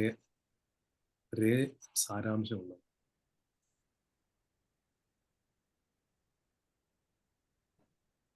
നമ്മൾ ഈ പുസ്തകം മുഴുവൻ പഠിച്ചു കഴിഞ്ഞു. 6 ക്ലാസ് ഉണ്ടായിരുന്നു. 6 ക്ലാസ്സിൽ നിങ്ങൾ എല്ലാവരും വന്നു. അറ്റൻഡൻസ് ഒക്കെ എടുക്കണമെന്ന് ഞാൻ നെൽസനോട് പറഞ്ഞാൽ നെൽസൺ എടുക്കുന്നുണ്ടായിരുന്നു എനിക്ക് തോന്നുന്നു. We got 2 more minutes. ഞാൻ 1-2 കാര്യങ്ങളോട് പറഞ്ഞ് അവസാനിപ്പിക്കാം. ഞാൻ അലക്സിന് ഒരു സർവേ കൊടുത്തിട്ടുണ്ട്. ആ സർവേ മിക്കവാറും ഇന്ന് തന്നെ നിങ്ങൾക്ക് കിട്ടും. ആ സർവേയിൽ നിങ്ങൾ പേരെഴുതി ചെയ്യാവുന്നുണ്ടെങ്കിൽ സന്തോഷം. പേരെഴുതാൻ പറ്റുകയാണെന്നുണ്ട് പേരെഴുതണ്ട, എന്തായാലും കുഴപ്പമില്ല. ആ സർവേ നിങ്ങൾ അത് ഒന്ന് ഫില്ല് ചെയ്ത് അയച്ചു തരണം. എനിക്ക് I want to know how you felt this instruction. ഇപ്പം 29 പേരുണ്ട്. ഒരു 25 പേരുടെയെങ്കിലും സർവേ കിട്ടുമെന്ന് ഞാൻ പ്രതീക്ഷിക്കുന്നു. That is only how I can improve myself. എന്തെങ്കിലും കുഴപ്പം വന്നാൽ അത് എൻ്റേത്, എന്തെങ്കിലും നന്മയുണ്ടായാൽ അത് ദൈവത്തിൻ്റെത്. എല്ലാവർക്കും നന്ദി. എന്തെങ്കിലും ചോദിക്കാനുണ്ടെങ്കിൽ 1 മിനിറ്റ്, 1 മിനിറ്റ്. അച്ഛാ ഞങ്ങളുടെ സമ്മാനമോ? അത് നെൽസൺ തരും. ഞാൻ പറഞ്ഞേക്കാം, അലക്സിനോട് പറഞ്ഞേക്കാം. പറയണം കേട്ടോ പ്ലീസ്. അഡ്രസ് എല്ലാ ക്ലാസ്സിലും വന്നവർക്ക് എന്റെ വക കോയിനാണോ? എന്തോ സ്വർണ്ണ നാണയം അല്ലേ? സ്വർണ്ണ നാണയം ഷീബയ്ക്ക് ഞാൻ ഒന്നങ്ങ് തരുന്നുണ്ട്. ആലസിനെയും വരുന്നുണ്ടേ. അല്ലെ അങ്ങോട്ട് വരാം. നിങ്ങൾക്ക് എല്ലാവർക്കും വേണ്ടി ഞാൻ പ്രാർത്ഥിക്കുന്നുണ്ട്. നെൽസൺ ഇവർക്ക് എല്ലാവർക്കും ഒരു കൂഡോസ് അയച്ചു കൊടുക്കണം കേട്ടോ, ഒരു സമ്മാനമായിട്ട്. അച്ഛൻ ഏത് മെഡിക്കൽ ഫീൽഡിലാണ് വർക്ക് ചെയ്യുന്നത്? എന്നെ ഡോക്ടർ മാത്യു ജേക്കബ് എന്ന് എഴുതി വെച്ചിട്ട് ഏത് മെഡിക്കൽ ഫീൽഡാന്ന് ചോദിക്കാമോ? I am a doctor for all the wrong reasons in the hospital. ഞാൻ ഒരു ആശുപത്രിയില് ഡിപ്പാർട്ട്മെന്റ് ഓഫ് സ്പിരിച്വൽ കെയറിന്റെ മാനേജറും helping the administration of the hospital. അച്ഛാ, തൃത്വനാമത്തിൽ ആശീർവദിക്കാത്ത ഒരു ഭാഗം കുർബാനയിൽ ഏതാണെന്നൊന്നുകൂടെ ഒന്ന് പറയാമോ? പറയാലോ. 2ാമത്തെ ആശീർവാദം അത് ഏതാന്ന് പറയാമോ? ഇനി ഇങ്ങോട്ട് പറയാമോ? 2ാമത്തെ ആശീർവാദം. വലിയവനും നമ്മുടെ രക്ഷിതാവുമാകുന്ന യേശുമിശിഹാ തമ്പുരാന്റെ കൃപയും അനുഗ്രഹങ്ങളും എൻ്റെ വാത്സല്യമുള്ളവരെ നിങ്ങളുടെ എല്ലാവരോടും കൂടി ഉണ്ടായിരിക്കട്ടെ എന്ന് പറയുന്നതാണ് ആ ആശീർവാദം. കിട്ടിയോ? കിട്ടി അച്ഛാ, താങ്ക് യു. അപ്പം 8 മണി ഈസ്റ്റേൺ ടൈം 8 മണിയായി. അപ്പോൾ ഞാൻ ഇപ്പൊ നിർത്തിയില്ലെങ്കിൽ ഇനി നെൽസൺ എന്നോട് വഴക്കിന് വരും. അതുകൊണ്ട് ഞാൻ നിർത്താം. എല്ലാവർക്കും ദൈവാനുഗ്രഹം ഉണ്ടാവട്ടെ. നന്മ. കുഴപ്പമില്ല, സമയമുണ്ട്. അതിൽ ചോദ്യം വല്ലതും ഉണ്ടോ ചോദിച്ചോളാൻ പറഞ്ഞു. എങ്ങനെ 8 മണിക്ക് 8ാം ക്ലാസ് തുടങ്ങണ്ടേ? മറ്റേ ക്ലാസ് 10 മിനിറ്റ് സമയം ലേറ്റ് ആയിട്ട് തുടങ്ങുന്നത്. ആഹാ, ഇത്രയും കാലം എന്നെ പറഞ്ഞ് പറ്റിച്ചല്ലേ? അല്ല ഇപ്പോഴേ ഈ രണ്ടാഴ്ച കൊണ്ടുണ്ട്. ചുമ്മാ പറഞ്ഞു. നെൽസനെ ഞാൻ ഇതുവരെ കണ്ടിട്ടില്ല. നെൽസന്റെ മുഖം ഒന്ന് കാണിച്ചാൽ. അതിന് മുമ്പൊക്കെ ഞാൻ പഠിപ്പിക്കുമ്പോഴൊക്കെ നെൽസൺ വരും, പക്ഷെ കണ്ടിട്ടില്ല ഇതുവരെ. വീഡിയോ ബിനു ഒക്കെ ഓൺ ആവുന്നുണ്ട് വെച്ചു, അതുകൊണ്ട് ഞാനൊന്ന് ട്രൈ ചെയ്ത് കള്ള കുഞ്ഞിരാമൻ നുണ പറയും. മുഖം കാണിക്കാൻ ഇഷ്ടമില്ല. അതല്ലേ. എല്ലാരും ദൈവത്തെ പോലെ ആർക്കും കാണാൻ പറ്റില്ല. ലിനിക്കൊച്ചമ്മയും ശനിയും മാത്രമേ കാണത്തുള്ളൂ. ആർക്കെങ്കിലും എന്തെങ്കിലും ചോദ്യം ഉണ്ടോ? 10 മിനിറ്റ് ഞാനും ഇരിക്കാം. Acha, do we have this in English, Divya Bodhanam? Of course. This is my first time, so There is English class going on. There are people who speak English and who know English and they teach in English. And people like me who do not know much of English, they speak in Malayalam. Acha, ഞാൻ മലയാളത്തിൽ സംസാരിക്കും, but I cannot comprehend the Malayalam class. That's why I asked if there is an English one. My daughters would say, കടുത്ത മലയാളം എനിക്ക് മനസ്സിലാകത്തില്ല. സാധാരണ മനുഷ്യൻ പറയുന്ന മലയാളം എനിക്ക് മനസ്സിലാകും, കടുത്ത മലയാളം മനസ്സിലാകില്ല. I get it, no worries. There are English texts, so you can ask Nelson. He can give you all the links to the English text. It's the teaching website. If ഗ്രൂപ്പിനകത്ത് നോക്കാമെങ്കിൽ കാണാം, അതിനകത്ത് ഓൾറെഡി ഇട്ടിട്ടുണ്ട്. പക്ഷേ ആദ്യത്തെ പോസ്റ്റിങ്ങിലൊക്കെ കാണും. I'm sorry that I kind of overwhelmed you. Pardon me, Acha, I didn't get you. What was that? I'm sorry I overwhelmed you with too heavy Malayalam. If I did, I'm sorry. Apologies. No, that's okay. That's okay, Acha. But English would have been like made me to comprehend things in a more better way. I That's get all. it. I get it. I get it.